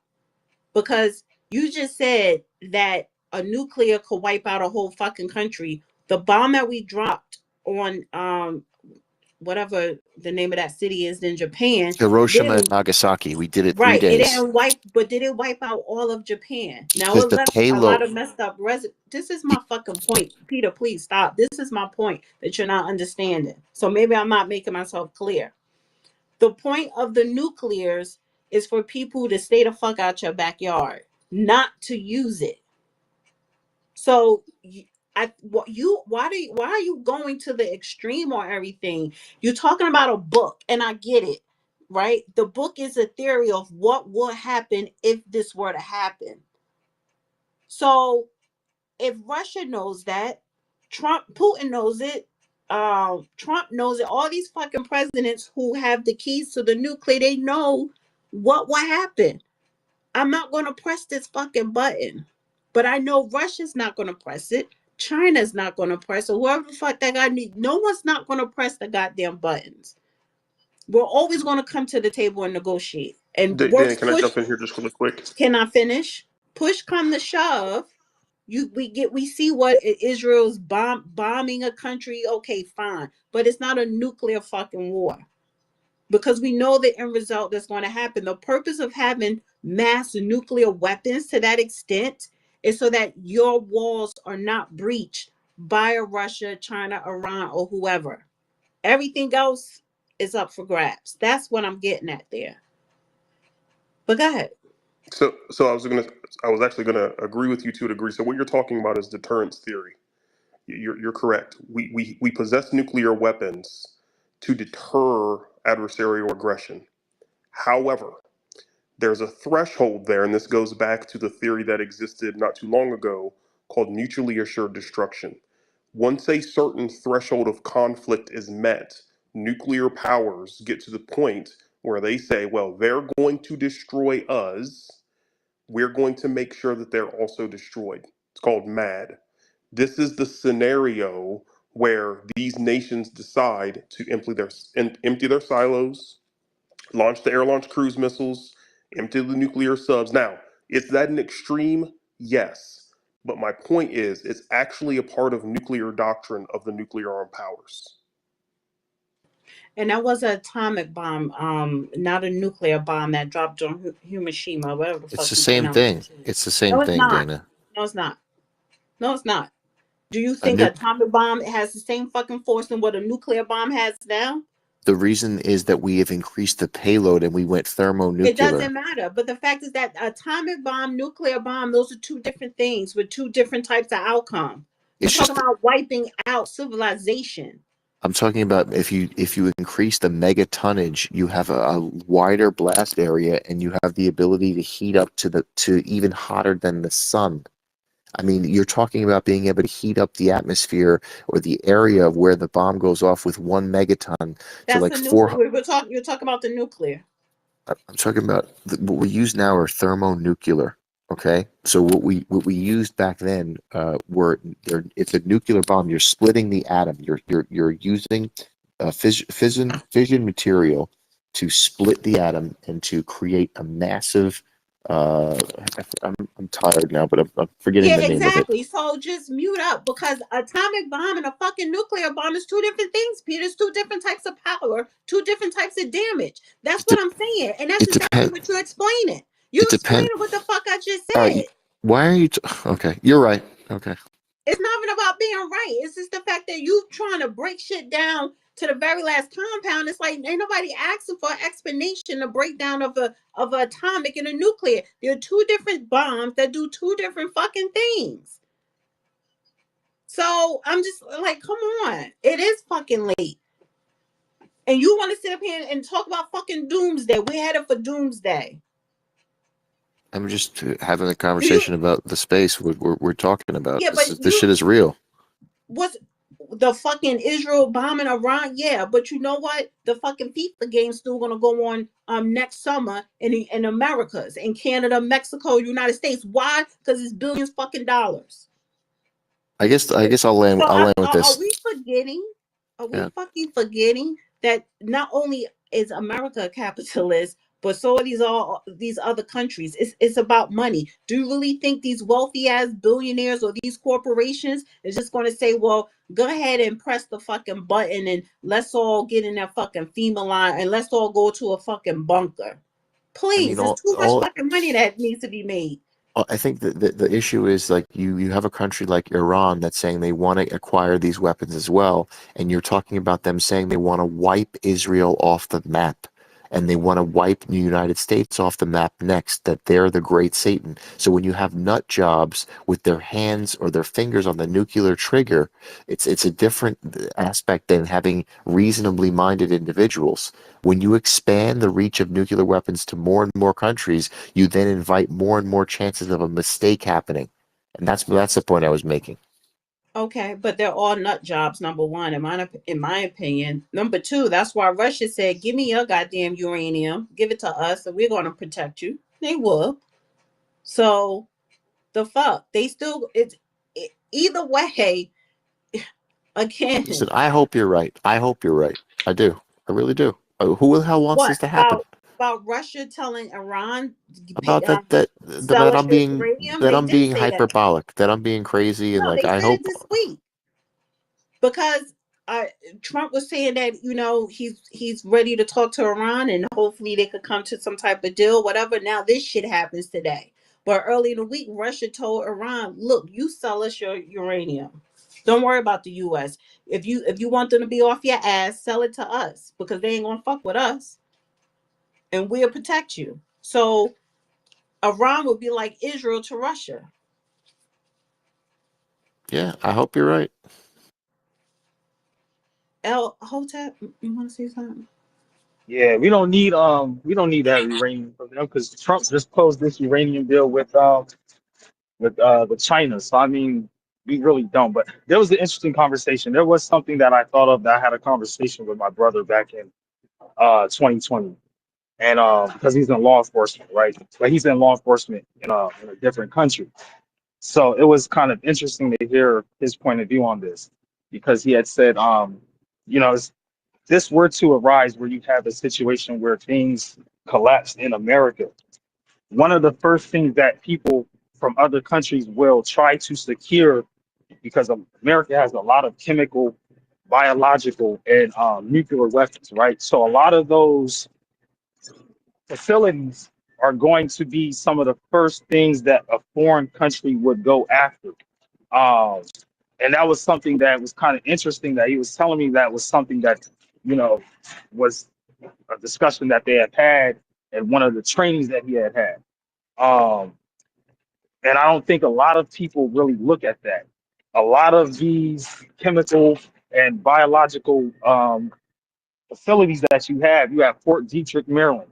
That's a real famous one. Pretty sure you have some other ones. I can't really think of a lot of them right now off the top of my Yeah, head. But that's a level 4 bioweapons facility at Fort Detrick, I believe. It's where they yeah, make all yeah, the most dangerous shit. Yep.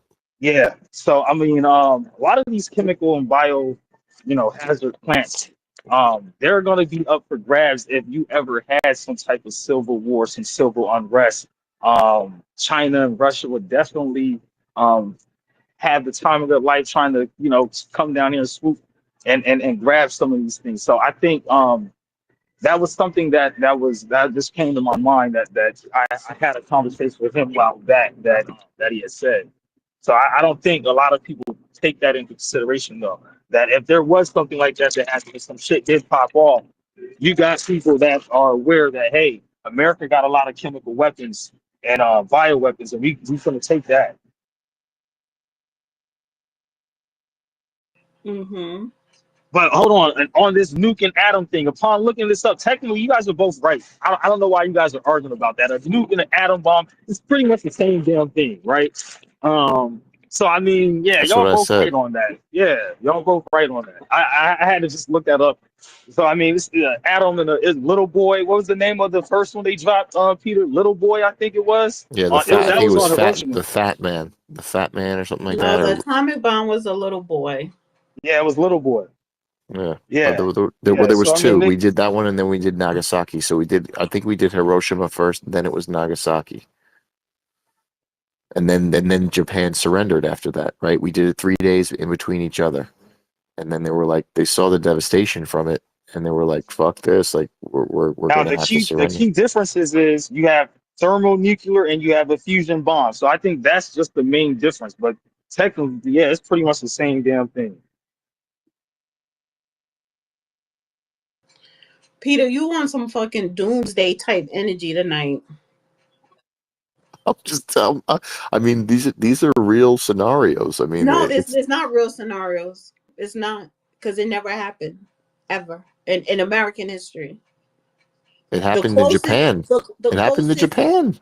No, we did it to them, but the closest is the Cuban Missile. When they was telling those kids, the baby boomers, hide your ass under the desk just in case they throw some shit over here. I mean, you gonna end up dying, but But you ain't Dana, have a chance. Google Doomsday Clock, and we're closer than we've ever been. Who We're the closer. fuck invented the doomsday clock? You ever thought about that? Who invented that?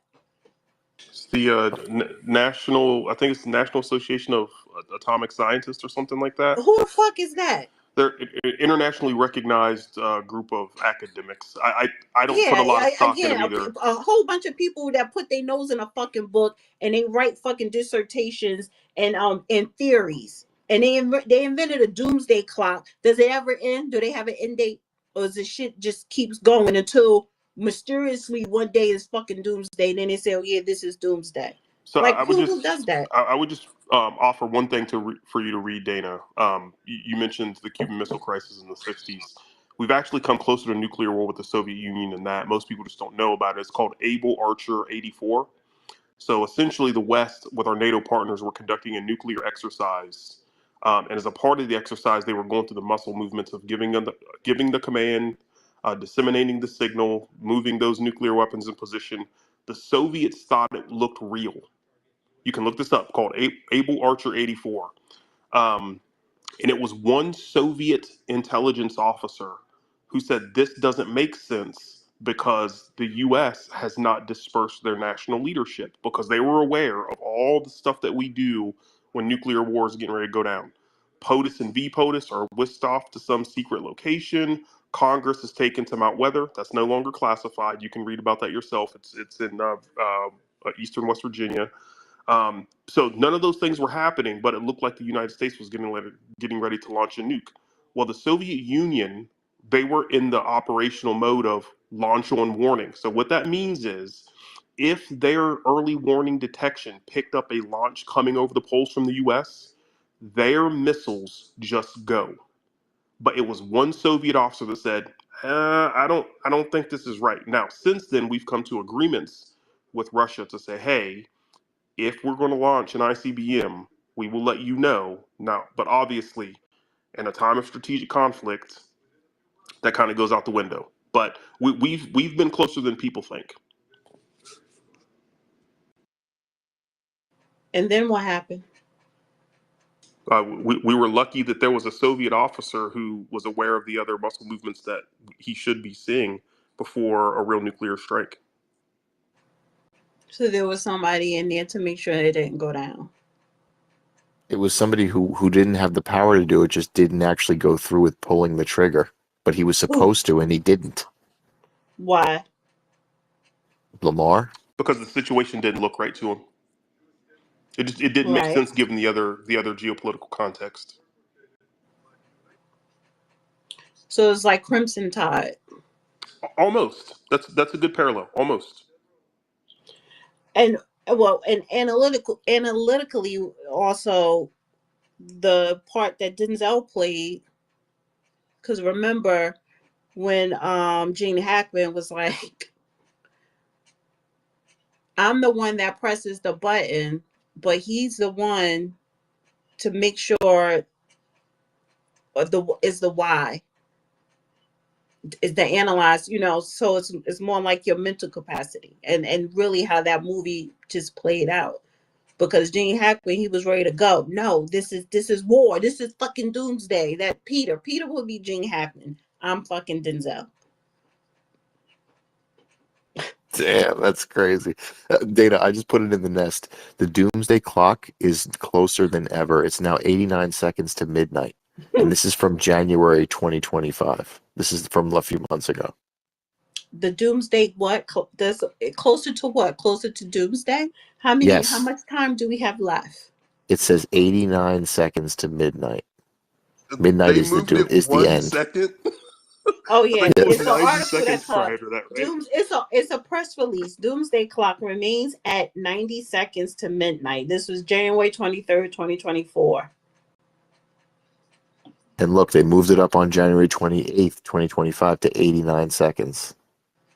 I put it in the Who nest. who is the day? Who's the day again? Okay. The atomic, let's So see. every year they move it up 1 second.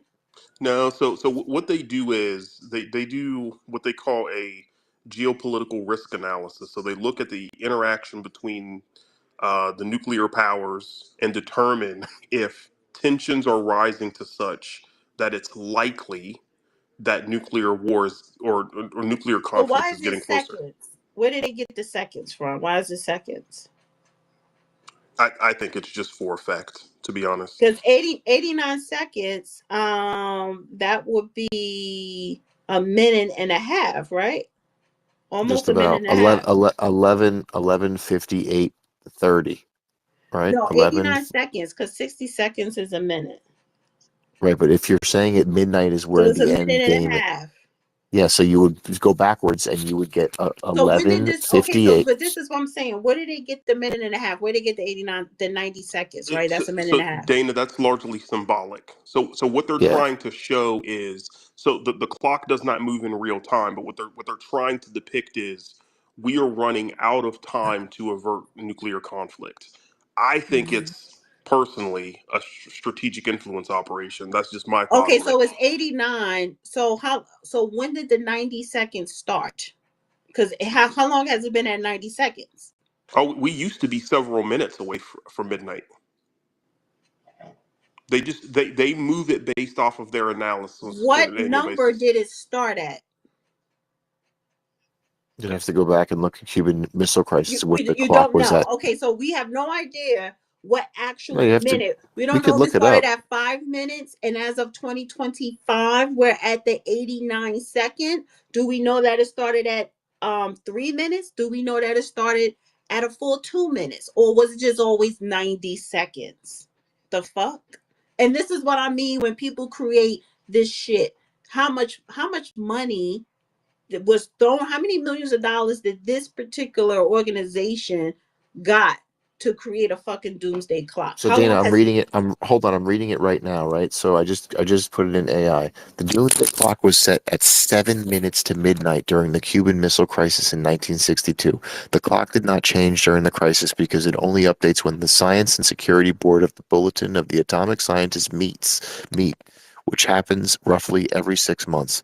After the crisis, the clock was moved back to 12 minutes to midnight in 1963 following the signing of the Partial Nuclear Test Ban Treaty. So we are literally at the closest time ever at 11:58 and 31 seconds.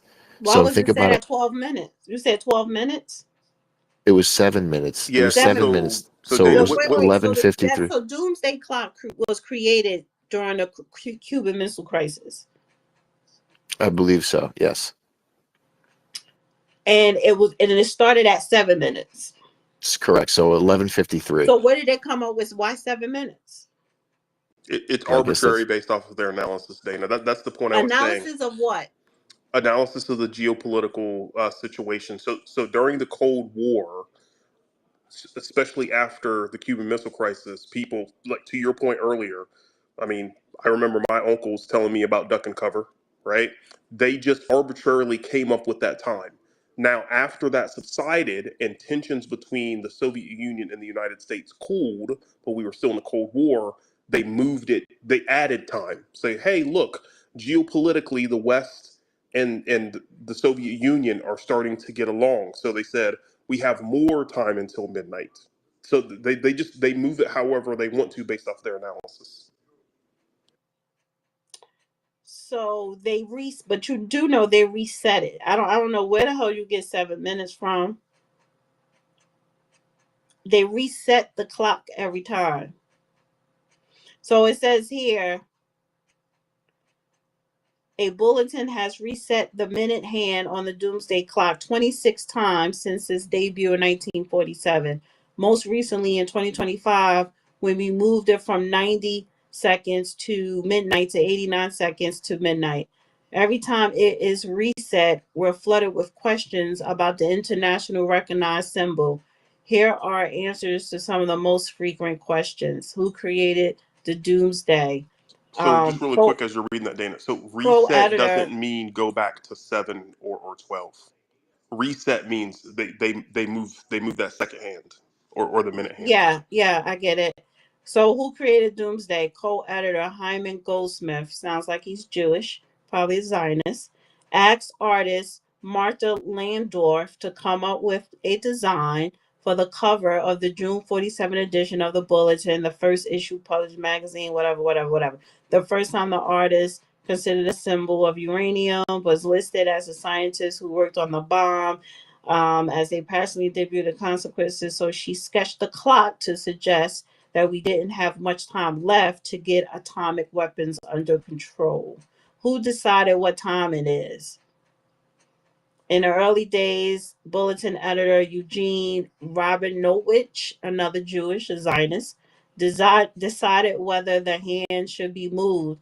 A scientist himself, fluent in Russian, and a leader in the international disarmament movement, it was in constant conversation with scientists and experts within outside governments in many parts of the world. Based on these discussions, he decided whether clock hand should be set and explained his thinking in bulletin pages. Okay, so they fucking decided. He died in 73. The bulletin board handled the responsibility. 2008 Science and Security Board was formally separated from the governing board and trusted with responsibilities. Since that time, the Science and Security Board has met twice a year to discuss world events and reset the clock as necessary. So we have a board of Zionists who are resetting this doomsday clock. Okay. They consult widely with colleagues across a range of disciplines and also seek views of the bulletin's board sponsors, which include nine noble, how you pronounce that word? Laureates. L-A-U, laureates. Yes, thank you. When were the hands set farthest from midnight? In 1991, with the end of the Cold War, the United States and the Soviet Union signed a strategic arms reduction treaty, the first treaty to provide for deep cuts to the two countries' strategic nuclear weapons arsenals, prompting the bulletin to set the clock hand to 17 minutes to midnight. So in 1991, they set it to 17 minutes to midnight, and now we're 89 seconds to midnight. So if they come up with another strategic deal, then I guess it'll go back maybe 7 minutes or 10 minutes, But whatever the board fucking decides. potentially, yes. Yeah. A board full of fucking Nobel Peace Prize lieutenants or however the hell with Zionist last names. Okay. There's always a Zionist up in there somewhere. Well, Why? Dana, who made nuclear weapons? Einstein, Albert Einstein. Well, it was a team, right? It was more than him. It was William Teller. It was Robert all. It was Oppenheimer. Wasn't it his Oppenheimer. Yeah. wasn't it his formula and some shit? But yeah, well they were all Heisenberg. Zionists. Well they were all Zionists, yeah. So I mean, So again, I said in the beginning of this space when we got on this topic, maybe it's time to give up Israel. Maybe it's time for Putin and Trump to be like, listen, they causing us too much fucking headache, money, it's too much. But Dana, not to shift the topic too much, and I won't say I'm that well read on it, but what you're saying is actually kind of biblical, isn't it? Yes. My son name. My first of all, fuck a clock. Let's go back to biblical times. My son name is Euphrates. And if you don't know the story of Euphrates River, it's the cradle of civilization. And in the Quran, it says when the Euphrates River dries out, that's when the evil spirits will unlock itself from the earth and rampage throughout the earth. That will be the end of time when Euphrates River dries out. And the river is almost dry. Isn't So that where they put Moses and they pulled Moses out of the Euphrates, right? I don't know. But I think that's so. the Old Testament. I don't know. But what I'm saying is I will use that the Euphrates River, then it's fucking doomsday because Wait, for these real? Is it almost? Is it really almost dry? they have concerns, yeah. So it is when you look at it because they put side by side like how much the river was like filled, like flowing, let's say 20 years ago compared to now it's very low. So and Oh damn. so We yeah. have a member of the tribe on stage, but let's go to Alonzo first. Hey, how's everybody doing? Chilling, man. My Just God. trying to be calm with this nuclear clock and this doomsday clock. Hey, here's the deal. I came up early and I had to leave. The conversation you guys were having earlier was talking about prep. So I just posted something in the purple pill for folks. When I'm in a space, I like to have a discussion in regards to any kind of structure that is offered to help folks out in these situations. I am retired military myself, along with disrupting other folks and so forth. But I like to lean toward the direction of medical. I was in the medical sector for 23 to 24 years. I was in the military. So if you look at that first book that I posted, The Ultimate Survival Medical Guide. So my thought process is whether we have a end of the world, apocalyptic, or any kind of national disaster, my mindset is always I look through the world through the eyes of medical. Well, CPR training, how are first you aid, going to buddy help care. everyone with a nuclear war? I'm sorry. Hey, let him land, Malachi, and then you can go back and forth. Go ahead, Alonzo. Yeah. Okay. Okay. So what I'm getting at is that I've been in spaces where we don't really talk about doomsday per se, but we do talk about different national disasters. Like we have tornadoes, earthquakes, of the alike, or power outages and so forth. And I always kind of lean on, hey, no matter what situation it is, you need to know a little bit of medical or have some medical supplies as well. I've heard conversations about having water and guns and ammo and all this stuff. That's fine, but you still need to know a little bit degree of medical. That's all I'm kind of harping on right now. I did post the other two books up there. These books came out this year. They're the latest and greatest, and it offers some sort of structure in regards to folks. If you don't, if you want to start prepping or doing something, it kind of gives you a background of the why. Why should you do this? This is how you should do this. First, How first do we everybody prepare was. for nuclear war? Can you tell me that? I'm sorry, man. How can we prepare for nuclear war? Well, to prepare for a nuclear war, honestly, it begins with your mindset. Like, do hey, we're gonna do this. Am I gonna survive this? Regardless of the fact that, or against, you say, hey, hey, I will do everything in my power to help me and my family, my friends, they alike, to try to at least get through this situation. It may be impossible, but it's the mindset, what I would say you have to start with, honestly. So you're a military veteran. Do you think that Iran and Israel like popping off at each other, is that a problem? Like, is that should we be worried about World War III?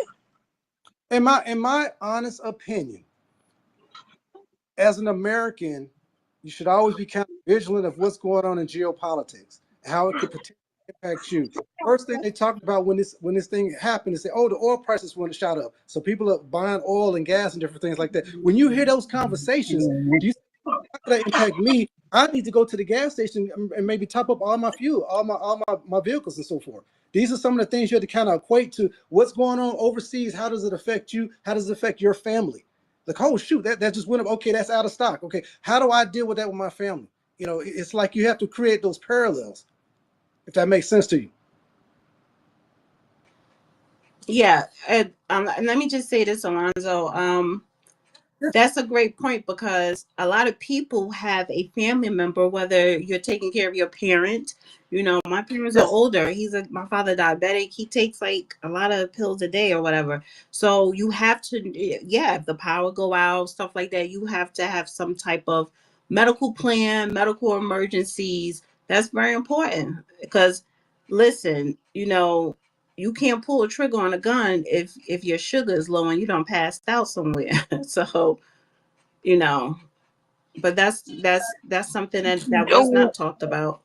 if there's a nuclear war, you don't have no choice to pull a trigger. That's it. That's the end. Nuclear war.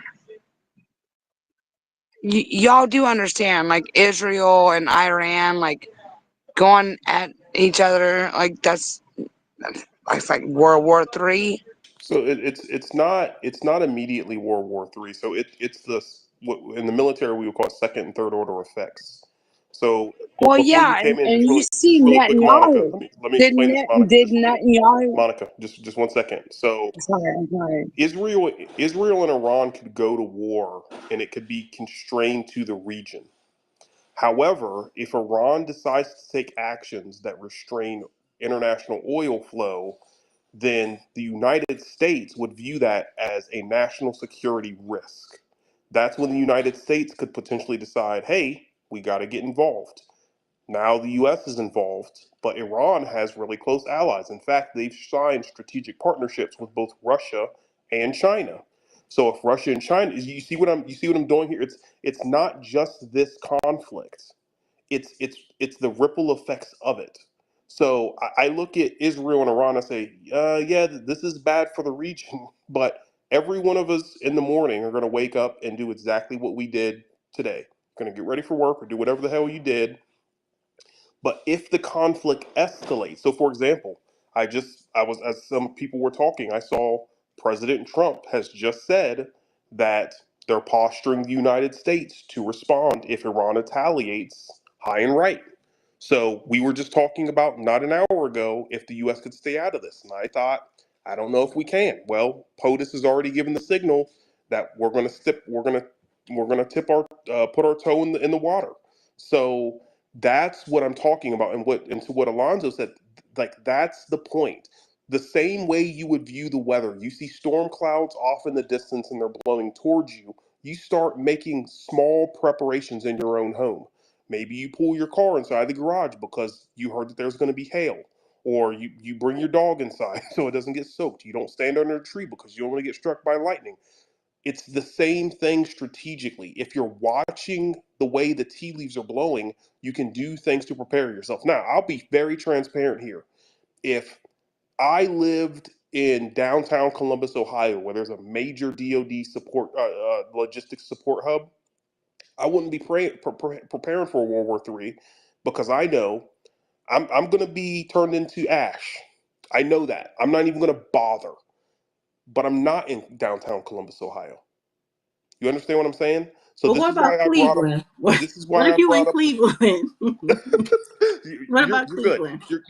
You're good, Dana. Okay, Especially okay. especially with the way the trade winds blow. I ain't in Cleveland per se. I'm in the suburbs, honey, but I'm just saying, Yeah, yeah, I yeah. mean, Dana, I'm toast. I'm toast here. I could literally, I'm like not even a quarter of a mile from the Hudson River, so Yeah. So I'm so getting, that it's over for me. that's why I mentioned that book, Strategic Relocation. Another thing, if I were in Georgia or Washington State, nested really close to some of our strategic nuclear sub bases, I wouldn't bother preparing. Why? Because those are going to be targets.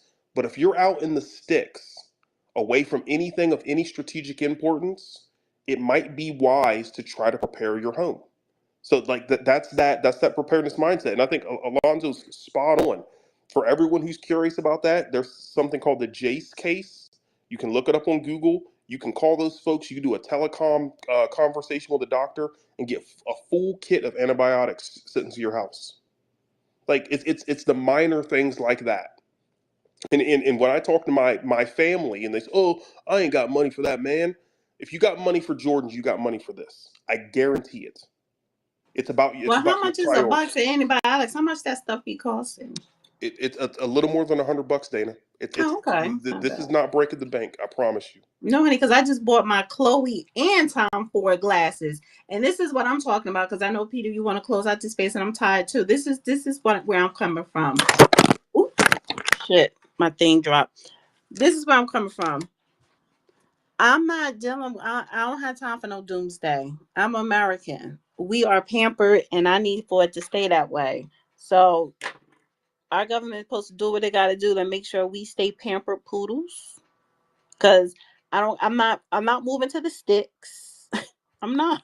I'm not hunting for deer. I'm not about to kill a rabbit and peel back some. I'm not doing none of that shit. If I can't take my ass to Whole Foods and shop, we got a problem. So either our government needs to do what they have to do to make sure that I can take my ass to Whole Foods weekly and get my Chloe and Tom forces, or let me get my motherfucking passport and pick a country in Africa, not the Congo. Maybe Burkina Faso.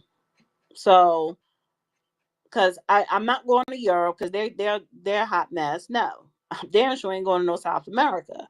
I'm gonna pick a country over in Africa, and Burkina sounds decent. Maybe Senegal, even though I don't know if they're still colonized by French. So yeah, Well, Dana, I've been looking like lately and for the You, last you year. do know that there's 5 countries in Africa that still have slavery, right? well, I Congo, won't. I won't be in those Mauritania, countries. I won't be in those. I just said I'm not going to the Congo. Congo. I just said there are countries that I would not go to. The Congo is one of them. I don't go to countries where and even if there are slavery, I won't be one. So no, I know what I will You go know, the Moors, to. the Moors are Islamic, and they have black people in slavery in Africa in 5 countries. The Moors don't even exist anymore. So what are you talking about? Okay. Um. Dana, you is right, and I'm loving it. It always seems to be, if I'm noticing, whenever someone speaks of traveling or moving to different parts of Africa, since it has 54 countries, it's always somebody that's going to come with a negative, derogatory input, as if you wouldn't have common sense to know you research before moving to any place to prevent oppressive conditions. But the doomsday, I don't think is just a facade, but in time it will come to that level. But I don't think it's going to be nothing to worry about for 2025. Now, I was looking at Peter Wiggins about 1962, which is tiger, and 1963, which is rabbit, and both was water element. So the knowledge that comes out of water is more spiritual than anything. And that being said, the element is now getting ready to go into fire. Fire has a way of shaking up the world and shake it up in a way that they never anticipated. I do see lots of violence as people will become without food and medical. You hear of the political climate cutting people's medicals, their food assistance, housing in the event it has been, a natural disaster. That part is sad. And at the end of the day, it's another catastrophe coming. I would not be at all surprised if they don't start doing another pandemic coming into the fall of this year, because I see it's coming in certain states as we speak. My question to Dana, to Peter. What will you do if a pandemic comes back? Because I feel it's definitely coming, and I can see this from a spiritual part. What will you do if they have to shut down again? Are you already prepared today in terms of your medical supplies, your personal needs, your food, to prepare in the event it comes I back mean, I'm trying to again? get like Lamar and move off the grid and just have all my own shit and not have to interact with people at that point and not have to worry about it coming on my property. So yeah, I'm preparing, right? I'm here in Jersey though. I'm in an epicenter where I'd be screwed. So I have to get out of this area. That's why I picked up that book Lamar recommended, and I have to figure out where I'm going to go. Come on, come on over to Michigan. I I don't. was Well, here. here, yeah, I don't. But I don't do field work, honey. So I won't be trying to plow or maintain a whole bunch of goddamn land unless it's my son is there and he do it or someone. I don't know. I don't got time for. I just don't. I don't have time for that. Peter, So if Missouri's we do have a awful nice. if who I'm sorry, You Dana. said I Missouri was is awfully nice. I'll check it out. Thanks, Lamar. I don't know. I wouldn't. Missouri's. I'll stay right here in Ohio. It's plenty of Well, land here for sale. we're neighbors. Michigan and Ohio, think about it as neighbors. Michigan is the town of Motown legends. Come on and visit. I Don't be mean, Empress, I scared. was looking the other day We're at raw land. I was looking in Nevada because I like the state, and I found 2.5 acres for 600 grand raw land, and then I found a prefab modular house that they build in a location and then ship it in and put it together like Legos for 750K. So, you Yeah, know, we love music from back then. We're not gonna live around people that act a fucking fool. Okay. Get it? All right. So let me mute up everyone because we're about to close this space down. Lamar, can you send me that um boogie out? What do you call that? Those prepare boogie books or whatever. Doomsday, whatever the I fuck it put it in is. the nest, Dana. It's in the I'm nest. not looking at no goddamn nest. Can you just send it to my Yeah, inbox it to I me? got you. I got you. It's Yeah, called thank strategic you. relocation, or and that's the name of the book. Yeah, even though my ass ain't gonna relocate nowhere, but like, yeah, sounds good, sounds cute, but like I said, my focus, if I cannot go to fucking Whole Foods, then I need to leave the country, and Africa is the next continent. I probably will go to Russia because Russia may be the last one standing. I'm not Dana, dealing with Dana, fucking China I because was they got too looking much at air pollution. I was looking at Colombia because you can get property in Bogota and you can have people that will live on the land and work it for you, so you don't have to worry But about you got to till. deal with the fucking cartels. Yeah, they're See, all they right. They just control the government. I'm not fucking with them. No. Cause then they're worse than a mob. No, I'm not dealing with South America. I maybe Argentina, but no, I'm just not dealing with South America. My ass is going to the continent. And Burkina Faso sounds good right about now. Maybe Senegal. I don't know. But it well, won't be the Congo. we'll figure it out. We'll be all right.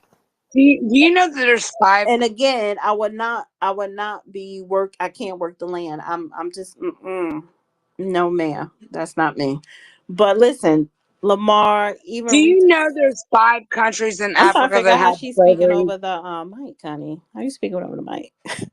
Peter, first of all, you have no control over space. But thank you, Lamar. I love when Lamar come in. Comes with a lot of facts. And retard, even retard, he came great conversation, came with facts. Listen, I do listen to you military people, but sometimes y'all do be on another planet, which I shit, and you gotta understand I'm a civilian, and I like being a civilian. It is your job to make sure I stay a civilian here in America, and I respect you for it. Peter, you need to stop falling the fuck to sleep because we're supposed to end this space at midnight, really at 11. So why don't you step up your game as host, co-host, and say, hey, it's time to end the space instead of Well, you falling asleep. because Dana, it's 30 seconds to midnight now. Now we're getting even Ooh. closer. Stupid. All right, it's this cute space. We'll see you Sunday. We'll see everybody Sunday, right, Peter? Yeah, Sunday's going to be great. The war's going to be over, and we're going to have happy days on Sunday. We'll be gold. Yeah, we can go back to talk about race and Diddy, yeah, nonsense with Diddy and feathers freak and offs, all the crap, yeah. bullshit, nonsense. Right back to regular programming when this shit with Israel and Iran blow over. Anyway, everybody have a great night. Oh, real S- quick though, somebody on YouTube was like, "Peter, you phony. We exposing you." Yeah, and that was to Tabare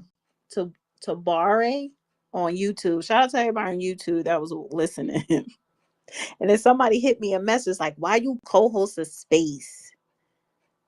He's been doing spaces. You fear mongering, and you think it's normal. He's been doing that in spaces since last year. This was somebody typing me. I'm not gonna out the person name now. Because he was like, why do you have this person as a co-host? I'm like, why not? Constant fear mongering. You think it's normal. He's been doing that in spaces since last year at least. These type of people want to see violence and either like to see it either. Maybe. I don't know. Sounds like a nut job who needs to take his medication. Well, he's technically calling you a nut job. Well, then what's good for the goose is good for the gander.